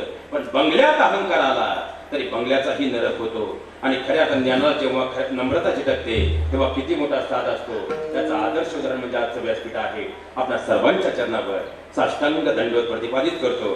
खऱ्या अर्थानं बाबांचं कुटुंबातून झालेलं दान शब्दांमध्ये व्यक्त होणारच नाही, पण जाणीवपूर्वक शेवटचे खऱ्या अर्थानं प्रथम चरणापर्यंत आल्यानंतर या ठिकाणी एका जाणीवपूर्वक विषयाकडे जायचं म्हणून मी घराच्या काट्याप्रमाणे बोलतोय. आणि ते कारण असं आहे, सध्या जर आजूबाजूला नजर टाकली तर जाती आणि धर्मांत वातावरणाला महाराष्ट्र पोखरला जातोय. आणि हात जोडून इथे एक विनंती करतो, इतर धर्मांना दोष देऊन आपला धर्म कधीही मोठा होणार नाही. पण आपल्या धर्माचं तत्वज्ञान आपण समजून घेऊन पुढच्या पिढीपर्यंत पोहोचवलं तर आपल्याला इतर धर्मांना दोष देण्याची कधी वेळच येणार नाही. आज जर खऱ्या अर्थानं पाहिलं गेलं, आता मी स्वतः सायकोलॉजीचा प्राध्यापक आहे महाराज, रोज खऱ्या अर्थानं आम्ही पाहतोय. पण सध्या एक विदारक अवस्था अशी आहे, महाराष्ट्रात एक नवीन आवाज उठलाय की तरुण पोळ कीर्तनाला येत नाही, तरुण पिढी अध्यात्माकडे येत नाही.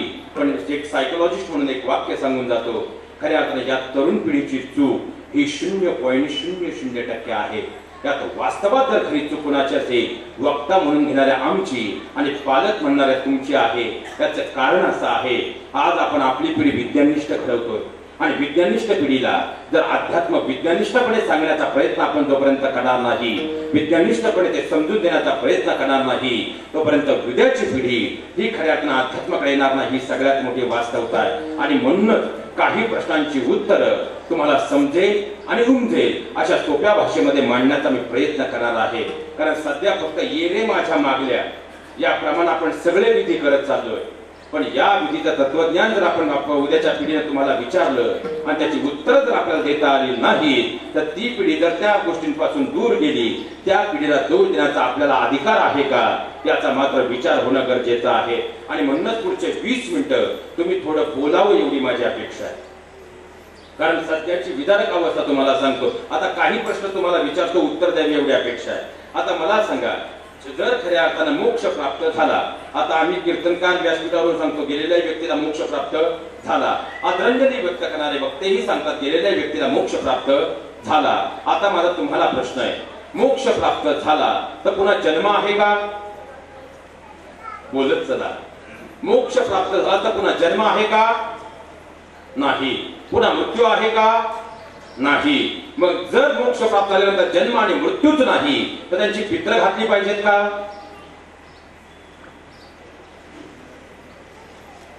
प्रश्न चुकीचा आहे का? बरं, प्रश्न खऱ्या अर्थानं पित्र घातली पाहिजेत किंवा नाही याही पेक्षा खऱ्या अर्थानं मोक्ष कुणाला मिळाला याची लिस्ट आम्हाला कुठे मिळणार? आणि हाच प्रश्न उद्या तुमच्या मुलांनी जर तुम्हाला विचारला आणि याचं उत्तर देता आलं नाही आणि मुलं त्यापासून दूर गेली, दोष मुलांचा आहे का? कारण सध्या जर पाहायला गेलं तर महाराज, पितृदोषाच्या नावाखाली आज सामान्य शेतकरी कुटुंबातून लाख लाख रुपये जात आहे.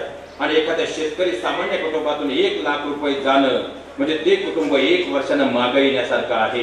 हात जोडून तुम्हाला विनंती करतो, पितृदोषासाठी 1 लाख रुपये नाही, फक्त 1 रुपया खर्च आहे. कसा? समजून घेण्याचा पुढा प्रयत्न करूया. आणि म्हणूनच आज गरुड पुराणाचा 7वा स्कंद तुम्हाला समजेल आणि उमजेल अशा सोप्या भाषेत मांडण्याचा मी प्रयत्न करणार आहे. कारण गरुड पुराणामध्ये भगवान परमात्मा गरुडराजाला असं सांगतात, हे गरुडराजा, या मृत्यू लोकातील देहाती चैतन्य म्हणजे प्राण गेल्यानंतर माझ्यापर्यंत पोहोचण्याचा जो कालखंड आहे तो मृत्यू लोकातील जीवाचा 1 दिवसाचा आहे. आता इथंच आपण 90% गल्लत करतो, कारण स्वर्गातील 1 दिवस म्हणजे मृत्यू लोकातील 1 वर्षाचा कालखंड आहे. खऱ्या अर्थानं चंद्र या ग्रहावरचा 1 दिवस म्हणजे मृत्यू लोकातील 13 दिवस आहे. मंगळ या ग्रहावरचे 22 दिवस म्हणजे मृत्यू लोकातील पृथ्वी ग्रहमालिकेचा 1 दिवस. खऱ्या अर्थानं पाहिला गेलं तर मंगळ या ग्रहावरचा 1 दिवस म्हणजे पृथ्वी या ग्रहावरचे 23 दिवस आहेत. आणि आता इथं तुम्ही वारंवार एक शब्द ऐकलाय, सौरमंडल प्रमाण वेळ. आता सौरमंडल प्रमाण वेळ हा शब्द काय येतो तर खऱ्या अक्षांश आणि रेखांश याचा मध्यान्ह छेदला की त्या ग्रहाची आपल्याला प्रमाण वेळ मिळते. त्यानुसार ज्योतिषशास्त्र पुढे जातं आणि समजावं म्हणून खऱ्या अर्थानं त्याची मध्य वेळ ही खऱ्या अर्थानं पृथ्वी या ग्रहमालेनुसार काढण्याचा आपण प्रयत्न केलेला आहे. मग आता जर खऱ्या अर्थानं जर या देहातील प्राण गेल्यानंतर तिथपर्यंत पोहोचण्याचा कालखंड 1 वर्षांचा असेल तर आपल्याकडे बऱ्याच ठिकाणी 5.5 महिन्याची विधी होतात. आणि त्यावेळेस या देहातील 17 तत्व वैतरण दिला मुक्कामाला असतात. मग मला सांगा त्यावेळेस त्या देहातील अंश माघारी येतील का? आणि जर ते माघारी आलेच नाही, कुळाला आशीर्वाद मिळालाच नाही, त्या कुळाला पितृदोष आल्याशिवाय राहणार नाही. म्हणून शास्त्राने सांगितलेला विधी वर्ष श्राद्धच आहे. 5.5 महिन्याचा शास्त्रात कुठेही उल्लेख नाही. आता खऱ्या अर्थाने जर पाहायला गेलं तर इथं तुमच्याकडे अंत्ययात्रा निघते की स्वर्गरथ आहे? दोन्ही आहेत. आता खऱ्या अर्थाने जर पाहायला गेलं तर आज सगळ्यांना नंबर एक विनंती आहे, या पुढच्या काळात जर तुम्हाला घाई असेल तर 15 मिनिटं आधी वैकुंठ धामकडे निघून जायचं. पण घट उचलल्यानंतर चुकूनही गाड्या पुढे काढण्याची घाई करायची नाही. त्याचं कारण असं आहे, कीर्तनाच्या सुरुवातीला एक वाक्य सांगितलं होतं की या देहातील प्राण गेल्यानंतर हिंदू धर्मशास्त्र असं सांगतं 3.5 तासापर्यंत या देहाला कोणत्याही प्रकारचा अग्निडाग देता येत नाही. का तर या देहातील पंचमहाभूत 12 तत्वाचा 17 तत्वांचा जो देह आहे या देहातील 17 तत्व 4 घटिकांमध्ये स्वर्गापर्यंत पोहोचतात आणि 4 घटिकांमध्ये माघारी येतात. आणि ती माघारी आल्यानंतर जेव्हा घरापासून आपण घट उचलतो, गरुड पुराण सांगतंय, जेव्हा आपण घट उचलतो तेव्हा घटाच्या मागे अंश रूपाने निघतात. आणि 20व्याच्या ओट्यावर पण तांदूळ तर्पित करून पहिलं श्राद्ध केलं होतं. कोणतं? जाऊ कमी कोणतं? अमान्य नावाचं श्राद्ध जे केलं होतं त्या तांदळावर या देहाती 17 तत्व विराजमान होतात. आता पुन्हा इथे एक प्रश्न निर्माण झाला महाराज. आता अंत्ययात्रा घरापासून निघाली आणि तुम्ही एखाद्या महत्वाच्या कामाला निघालेले आहात आणि समोरून जर अंत्ययात्रा आली तर त्या अंत्ययात्रेला पाहणं शुभ की अशुभ? आज प्रश्न पडला हरकत नाही. आज 12:15 नंतर हा प्रश्न परत कधीच पडता कामा नाही. सोपं करून सांगतो महाराज. आता प्रत्येक गावात एक तरी नमुना असा असतो ज्याला सकाळी चहा चालत नाही, बाटली फोडल्याशिवाय त्याचा दिवस सुरू होत नाही. आणि प्रत्येक गावातील एक सगळ्यात हुशार प्रजाती म्हणजे आपले वारकरी. लहानपणात देगा देवा मुंगी साखरेचा आणि आता आषाढी वारी होऊन गेली, पण सगळ्या वारकऱ्यांनी असं ठरवलं काही झालं तर या वर्षी या पट्ट्याला आषाढी वारीला घेऊन जायचं. आता यासाठी वारकऱ्यांनी 2 महिने आधीच तयारी चालू केली. तो गावात दिसला की वारकरी त्याचा हात धरायचे आणि हॉटेलमध्ये चहा प्यायला घेऊन जायचे आणि त्याला सांगायचे या वर्षी तुला वारीला यायचं आहे.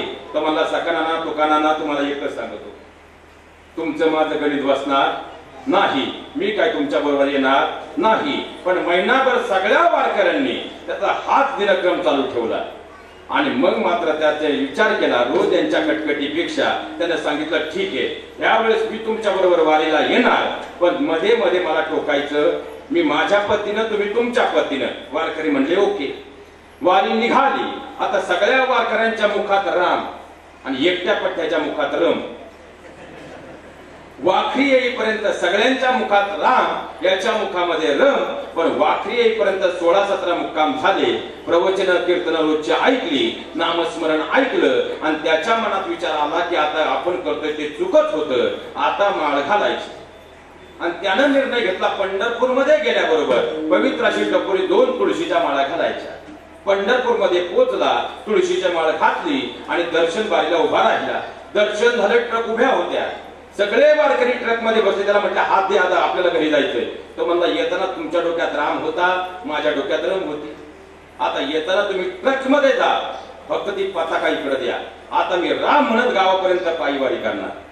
आणि मग त्यानं हातामध्ये पताका घेतली आणि राम म्हणत तो गावात आला. मला फक्त तुम्हाला सगळ्यांना एकच प्रश्न विचारायचा आहे, गावात आल्यानंतर ज्यानं आधी गावाला दमवलं होतं, पण त्याचे आता गावात आल्यानंतर पाय धुतले जातील की नाही? पाय धुतले जातील, कारण तो पंढरीत परमात्म्याच्या चरणावर जाऊन आला. मग या देहातील प्राण गेल्यानंतर या देहातील 17 तत्व जर स्वर्गापर्यंत पोहोचतात आणि पुन्हा माघारी येतात, मग त्यांचं दर्शन घेणं शुभ का शुभ? शुभ. आणि गरुड पुराण स्कंद क्रमांक 7 असं सांगतो की जर तुम्ही महत्वाच्या कामाला निघालेले आहात आणि समोरून जर अंत्ययात्रा आली तर पायातली पात्रानं काढून तुम्ही नम्रपणे त्याला नमस्कार केला, तुमचं आडलेलं काम होतं. हे कोरडे महाराज मनाचं सांगत नाही, गरुड पुराण सोपं करून सांगतोय. आणि गरुड पुराणामध्ये पुढचा उल्लेख असा आहे, जर तुम्ही खांदा दिला तर हिंदू धर्मशास्त्रानुसार एका यज्ञाचं फळ त्या व्यक्तीला प्राप्त होतं. आता खऱ्या अर्थानं ज्यानं आता पाहिला गेलं तर जेव्हा आपण तांदूळ तर्पित करतो त्या तांदळावर या देहाती 17 तत्व विराजमान होतात. आणि ज्यांना आपण घट फोडतो, फिरविला घट फोडीला चरणी महावाक्य ध्वनी.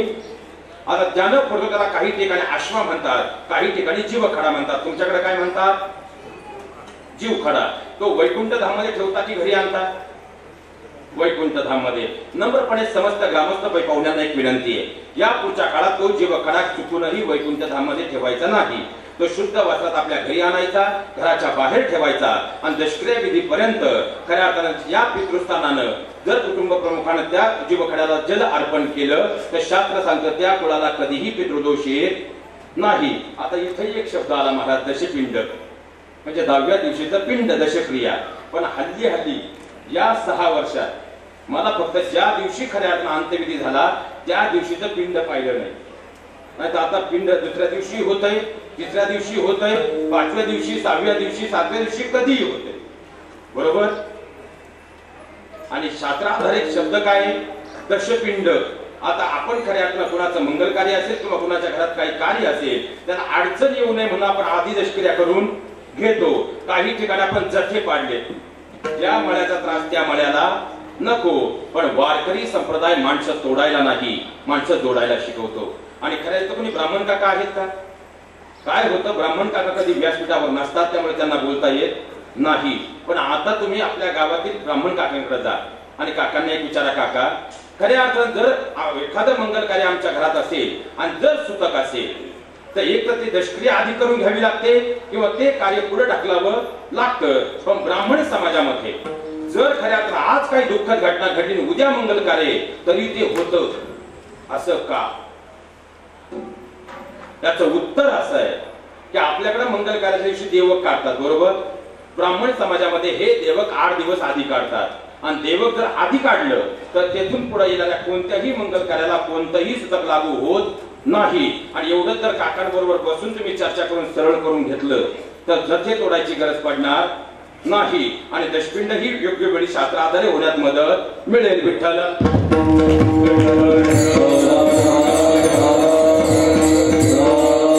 आणि दशपिंड विधीचा नियम असा आहे, गेलेल्या व्यक्तीचा सुतक रक्ताच्या नात्यांना 13 दिवस असतं, चुलत भावंडांना ते 7 दिवस असतं आणि वस्तीला मळ्याला ते सुतक 3 दिवस असतं. 4थ्या दिवशी कुंकू लावलं पाहिजे. आता खऱ्या अर्थानं जर पाहिला गेलं वेळेचा काटा फार वेगानं पुढे सरकतोय, वेगानं पुढे निघूया. आता जर पाहिला गेलं इथून आषाढी वारीचे मुक्काम किती?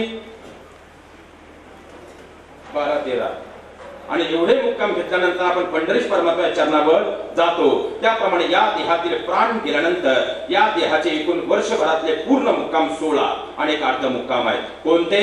या देहातील प्राण गेल्यानंतर 16व्या दिवशी पहिला मुक्काम होतो दक्षिण दिशेला. कुठं? सौम्यपुरामध्ये. दुसरा सौम्यपुरामध्ये. तिसरा शालिग्राम मध्ये. चौथा नगेंद्र भवन मध्ये. 5वा विचित्र भवन मध्ये. 11:15चा सुमार झाला. शेवटच्या 2च मुद्द्यांवर येऊया. काल सायंकाळपर्यंत बाबांच्या जीवनातला यथार्थ प्रवास पूर्ण होऊन आता यातही आणखी एक प्रश्न आलाच महाराज. आपल्याकडे पावलं उमटली म्हणतात. बरोबर ना? मग ती कशाची उमटतात?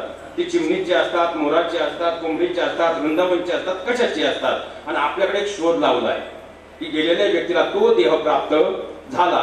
आता या देहाचा मूळ प्रवास वर्षभराचा असेल, एवढा मोठा शोध लावला कुणी?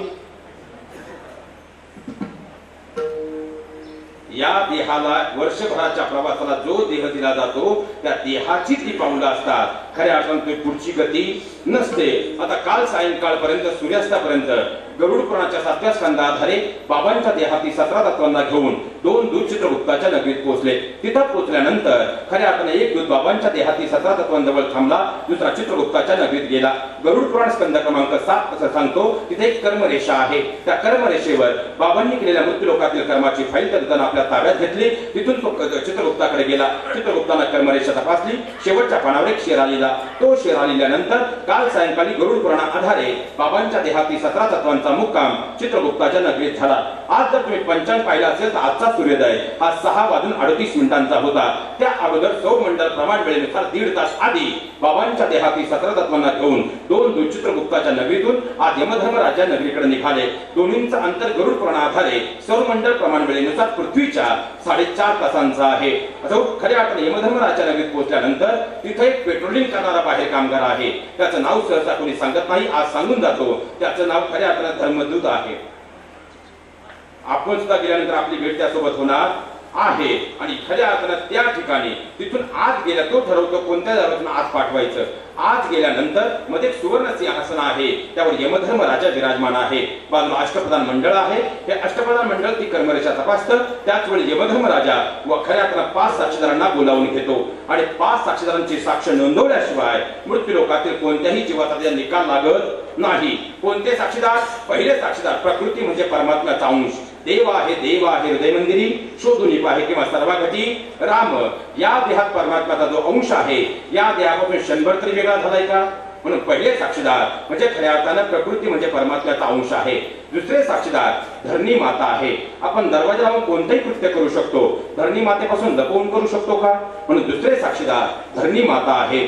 तिसरे साक्षीदार सूर्य देवता आहे, दिवसभर कॅमेरा सुरू आहे. चौथे साक्षीदार चंद्र देवता आहे, रात्रभर कॅमेरा सुरू आहे. आणि 5वे साक्षीदार गणपती बाप्पा आहे. म्हणून कोणतेही कार्य करताना साक्षीदार म्हणून गणपती बाप्पांची स्थापना केली जाते.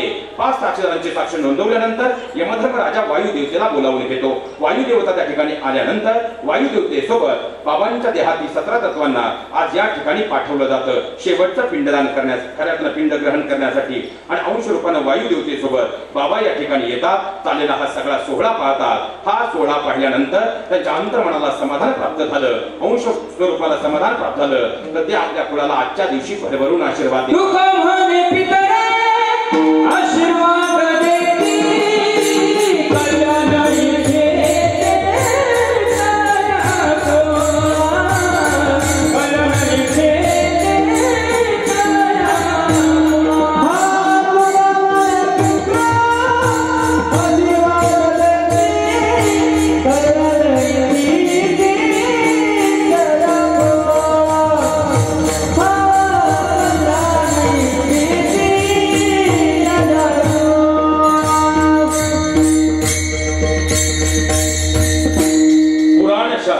संत परंपरेचा आधार कल्याण इच्छितया कुळा म्हणजे खऱ्या आजच्या दिवशी ते भरभरून आपल्या कुळाला आशीर्वाद देतात. शास्त्र सांगतं आजच्या दिवशी त्यांचा आशीर्वाद प्राप्त झाला त्या कुळाला कधीही पितृदोष येत नाही. आता इथून पुढचं गणित फक्त आपल्याला 5 मिनिटात समजून घ्यायचंय. आज सायंकाळपर्यंत आपण देवाला विनंती करू शकतो की देवा बाबांना तुझ्या चरणावर अखंड जागा दे. उद्यापासून विनंती करता येणार नाही. याचं कारण असं आहे, गरुड पुराणात सांगतं वायुदेवतेला आदेश असतो की आशीर्वाद दिल्यानंतर पिंड ग्रहण केल्यानंतर वायुदेवता पुन्हा या देहाती 17 तत्वांना आता जी पावलं उमटली होती तो देह जो मिळाला होता तो इथं सोडतात आणि 17 अंशासोबत पुन्हा माघारी जातात. माघारी गेल्यानंतर आज संध्याकाळचं गणित आता लक्षात घ्या. या देहाचे 3 भाग होतात. किती? आता बऱ्याच सिरियल चालू आहेत महाराज, ते असं दाखवतात त्या कलर्सला तर बऱ्याच सिरियल मध्ये एकच वाक्य, स्वर्गाचं एक दार आहे, एक वयस्कर व्यक्ती काठी टेकवत जाते आणि पुढे ते बाळ होऊन जातं. असं काही नसतं, तर अख्खी प्रोसेस आहे. आणि जर असं काही असेल तर आता मोक्ष प्राप्त झाला तर पुन्हा जन्म मृत्यू नाही. नाहीतर व्यक्ती जर पुढच्या गतीला गेला तर वरती काही राहील का कुणाचं? मग पितृदोष उदक शांती आली कुठं? कारण वरती काहीच राहिलं नाही. इथं लक्षात घ्या, हा देहाती 17 तत्व जेव्हा माघारी जातात आज सायंकाळी त्यांचे 3 भाग होतात. किती? 3. पहिला या देहाचा अंश परमात्म्याने दिलेला परमात्मा स्वतःच विलीन करून घेतो. दुसरा अंश पितृलोकात जातो. आता ही पितृलोक काय भानगडे? कुळीची ही कुलदेवी केली ठावी संतांनी. आपण संतांना धन्यता देतो, त्यांनी आपल्या कुलदेवी कुलदेवतेचा आठव करून दिला. आणि खऱ्या अर्थाने या देहातील दुसरा अंश पितृलोकात, म्हणजे इथून मागची जेवढी तुमची कुळ परंपरा आहे त्यांचे सगळ्यांचे 3 भाग झाले. आणि दुसरा अंश कुठे आहे? पितृलोकात. आणि तिथं जर काही गडबड झाली त्याचा परिणाम इथं झाल्याशिवाय राहत, मग तिथं त्यांना समाधान प्राप्त व्हावं म्हणून त्या पितृलोकाचे जे स्वामी आणि स्वामिनी आहे त्यांच्या चरणावर आपण गेलं पाहिजे. आणि ते म्हणजे आपली कुलदेवी आणि कुलदेवता आहे. आता आपल्याकडे एक नियम आहे, वर्षश्राद्ध होईपर्यंत आपल्या कुलदेवी कुलदेवतेला जाता येत नाही. हे तुम्ही कोणत्या ग्रंथात वाचलं? म्हणजे वाचलं असेल तर खरंच मला सांगा, माझा अभ्यास वाढवता येईल. गेलेल्या व्यक्तीला परमात्म्यानं परमात्म्याच्या चरणावर जागा द्यावी ही विनंती जगाच्या मालकाला आपण आधी केली पाहिजे का नंतर? आपल्या कुलदैवताला आधी केली पाहिजे का नंतर? आधी. मग आपण आपल्या कुलदेवी कुलदेवतेला आधी केलं पाहिजे का नंतर? आधी. एवढं जरी कळालं तरी आजची कीर्तन सफले महाराज, लक्षात घ्या. आणि राहिलेला तिसरा अंश हा यमधर्मराजाने दिलेल्या निर्णयानुसार एक तर मोक्ष रूपाला किंवा खऱ्या अर्थानं कर्मगतीनुसार पुढच्या गतीला जातो. जो कर्मगतीला जातो तो फिरून आपल्या घरी कधीच येत नाही. आपल्याला सुद्धा वर्षाला कुठेतरी जावं लागलं. मग इथं येणारा अंश, पितृपक्षात येणारा अंश कोणता असेल, जो पितृलोकात अंश असतो तो आपल्या घरी येत असतो. आणि खऱ्या अर्थानं आजच्या दिवशी बाबांना खरी श्रद्धांजली जर कमती व्हायची असेल, वेळ कमी, एका वाक्यात समजून घ्या. मग आता हल्ली नवीन एक पद्धत आली, तुमच्याकडे आहे की नाही माहित नाही. गेलेल्या व्यक्तीचा फोटो घरात ठेवू. तुमच्या भागात आहे का असं काही? नाही तर मग ग्रामपंचायत थांबून राहतो. ज्यांना ज्यांना फोटो चालत नाही त्यांना संपत्ती सुद्धा चालता कामा. बरं आता मला सांगा, इथं जर कोणाला पितृदोष सांगितला असेल तर मला मागच्या 4 पिढ्या विचारतात. किती? 4. इथे जेवढे टोपीवाले आहेत सगळे सांगतील, पण आताची पिढी सांगू शकेल का? आणि जर घरात फोटोच राहिले नाही तर मागच्या 4 पिढ्या सांगता येतील का? म्हणजे प्रत्येक घराला खऱ्या अर्थानं पितृदोष आल्याशिवाय राहणार नाही. म्हणून हा जो विनंती करतो आणि खऱ्या अर्थाने त्या पाया पडताना नातवांना कळतं आपल्या वडिलांचं त्यांच्या वडिलांवर एवढं प्रेम होतं, आपणही तेवढं करायला. म्हणून तरी ते फोटो घरात मध्यभागी असायला हवे. आणि खऱ्या अर्थानं शेवटी फक्त जाताना एकच विनंती आहे, महाप्रसाद घेतल्याशिवाय कोणी जाऊ, कारण ते एक फेड आल्या वर्षश्राद्धाचं खात नाही, मला ते जमत नाही.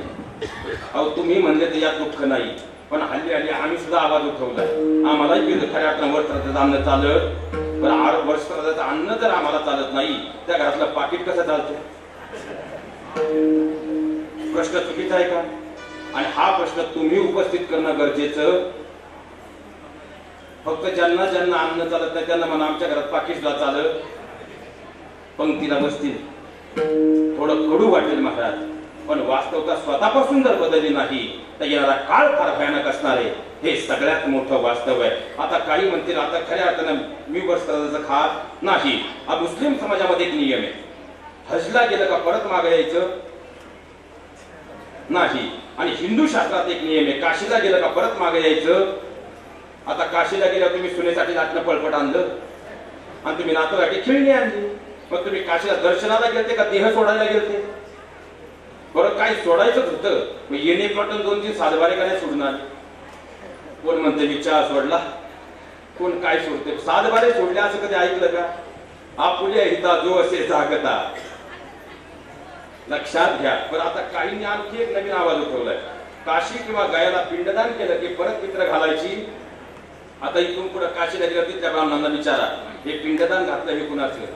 येड्यांनो, तिथं असा नियम आहे, जे पिंडदान घालतात ते पिंड फक्त मागच्या पिढीचं घातलं जात नाही. परत काशीवरून आपल्याला घरी जायचं नसतं म्हणून आपलं सुद्धा पिंड घातलं जातं.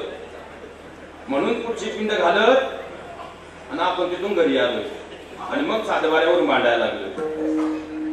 शोकांतिक आहे म्हणून महाप्रसाद घेतल्याशिवाय कोणी जाऊ नये.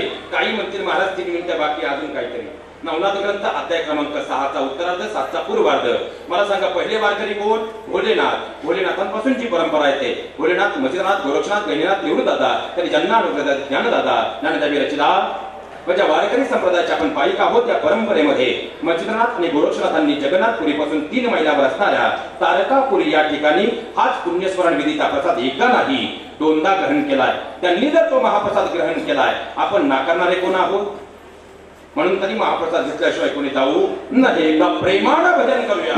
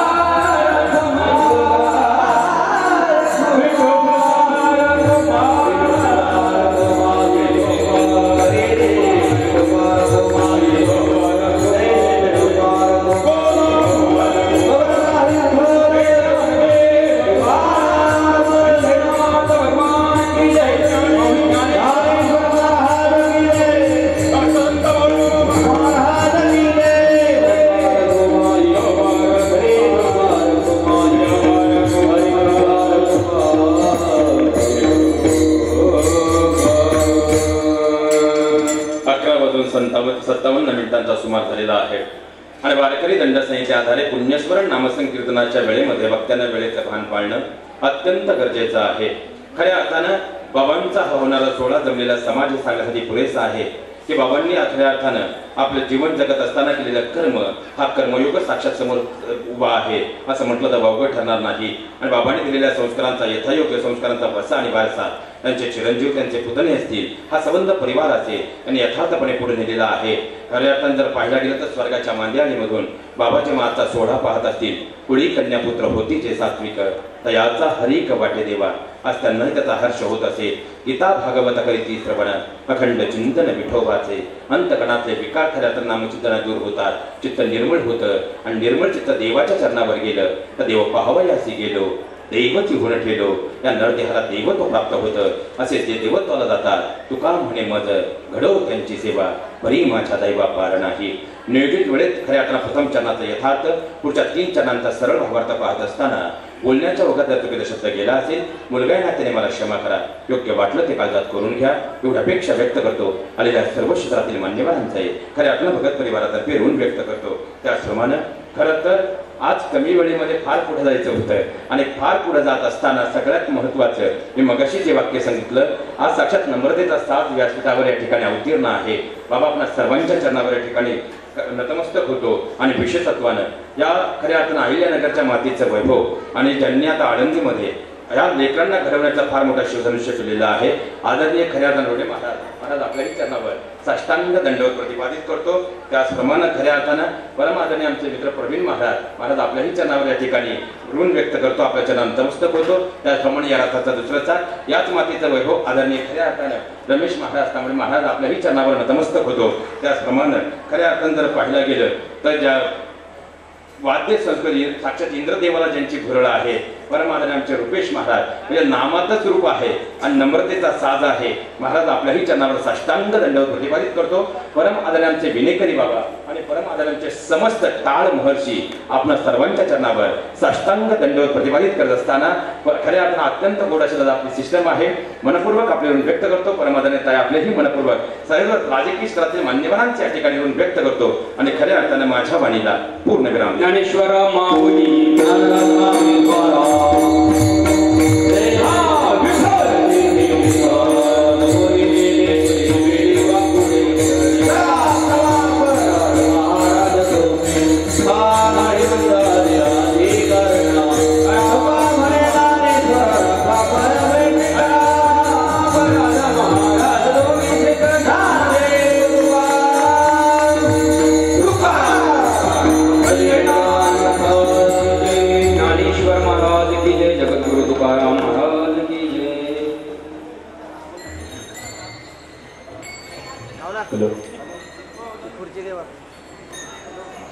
धन्यवाद महाराज. आज येथे स्वर्गीय बाळासाहेब सखाराम भगत यांचे प्रथम पुण्यस्मरणानिमित्त आपण सर्वजण येथे जमलो आहोत. त्यांना श्रद्धांजली वाहण्यासाठी आणि त्यांच्या दुःखात सहभागी होण्यासाठी आपण जमलेलो आहोत. तो सर्व उपस्थितांच्या वतीने अशी सूचना येते की फक्त 2च श्रद्धांजली इकडे घ्या. ज्यांच्या श्रद्धांजली घ्यायच्या होत्या त्यांचीही नावं मेन्शन करतो. अमृताताई कोळपकर, रऊफभाई शेख, कोंडाजी पाटील कुडनर, लहानू पाटील खेमनर, त्याचप्रमाणे योगेश पाटील खेमनर, बाबासाहेबजी भोसले, आदिकराव खेमनर, विलास पाटील दाते, इंद्रजित पाटील खेमनर ही सर्व मंडळी श्रद्धांजली देण्यासाठी आमंत्रित करणार होतो. परंतु आपल्या सर्वांच्या वतीने 2 श्रद्धांजली इथे घेत आहोत. त्यामध्ये सन्माननीय बाबासाहेब उर्फ प्रतापराव ओहोळ, माजी चेअरमन, सहकार महर्षी भाऊसाहेब थोरात सहकारी साखर कारखाना.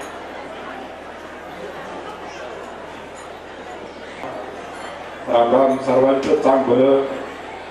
आज या ठिकाणी आपले स्नेही, कोणी कैलासवासी म्हणा, कोणी वैकुंठवासी म्हणा, कोणी स्वर्गवासी म्हणा, तर प्रत्येकाला अभिप्रेत असं हिंदू समाजामध्ये वेगवेगळे देव आहेत. बाळासाहेब सखाराम भगत यांच्या प्रथम पुण्यस्मरणानिमित्त आपण सर्वजण जमलेलो आहोत. कोरडे महाराजांनी आपल्या धर्मातील गरुड पुराणावर अतिशय चांगलं प्रबोधन केलेलं आहे. त्याचबरोबर ज्या व्यासपीठावर ते प्रबोधन केलं, त्याच व्यासपीठावर ज्यांची काल पुण्यतिथी होती, त्या सावता महाराजांना भेटण्यासाठी स्वतः विठ्ठल या सर्व संत मंडळींसह कर्मामध्ये गुंतून राहून धर्म आणि देव साध्य करता येतो हे त्यांना भेटण्यासाठी अरंगावला गेले. हा इतिहास किंवा ही आपली श्रद्धा आहे. पुंडलिकासाठी ज्याने आई वडिलांमध्येच देव पाहिला, त्याच्यासाठी पंढरपूरला आहे.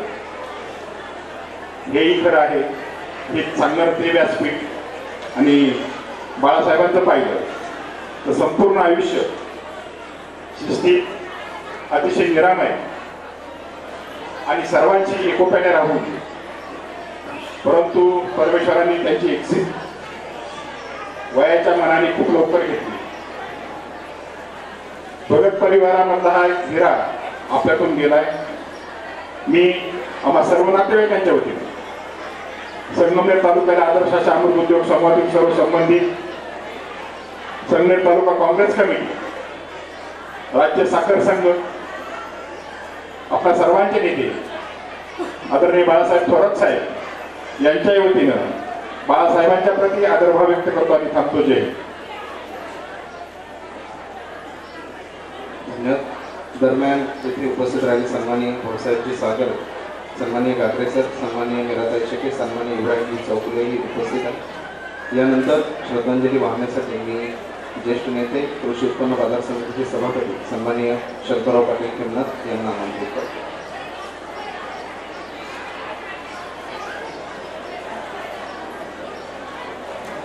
उपस्थित बंधू आणि भगिनी, गेल्या 1 वर्षापूर्वी आदरणीय बाळासाहेब सखाराम भगत यांचं पुतळ्याचं निधन झालं आणि आज या ठिकाणी त्यांचं प्रथम पुण्यस्मरण भगत कुटुंबियांच्या वतीनं या ठिकाणी संपन्न होत आहे. मी सर्व उपस्थितांच्या वतीनं आदरणीय बाळासाहेब सखाराम भगत यांना भावपूर्ण अशी आदरांजली देतो. देहांचे गणपती सांडो तया सत्कर्मी रती वाढो होता परस्परे पडो मैत्र जीवांचे दुरितांचे तुम्ही लाव विश्व स्वधर्म सूर्य पाव जो जे वंशील तो ते लाहो प्राणी जात वर्षत सकळ मंगळी ईश्वर निष्ठांची मांदेळी अनवर्त भूमंडळी भेटतो तया बोता तला कल्पतरूंचे आरव चेतना चिंतामणीचे गाव बोले तेचे अर्णवा पियुषांचे चंद्रमेचे अलांछन मार्तंड जे तापहीन हे सर्वाही सदा सज्जन स्वैरे होतो किंबहुना सर्व सुखी पूर्ण होनी तिही लोकी भजतो आदि पुरुषी अखंडित आणि ग्रंथोपजिवे विशेष लोकी द्रष्टा दृष्ट विजय व्हावेची हे तमने श्री विश्वेश्वराव आहोईल दान बसाव येणे वरे ज्ञान देवो सख्या झाला येणे वरे ज्ञान देवो सख्या झाला येणेवर ज्ञानदेव सुख्या झाला. हरि ओम शांती शांती शांती.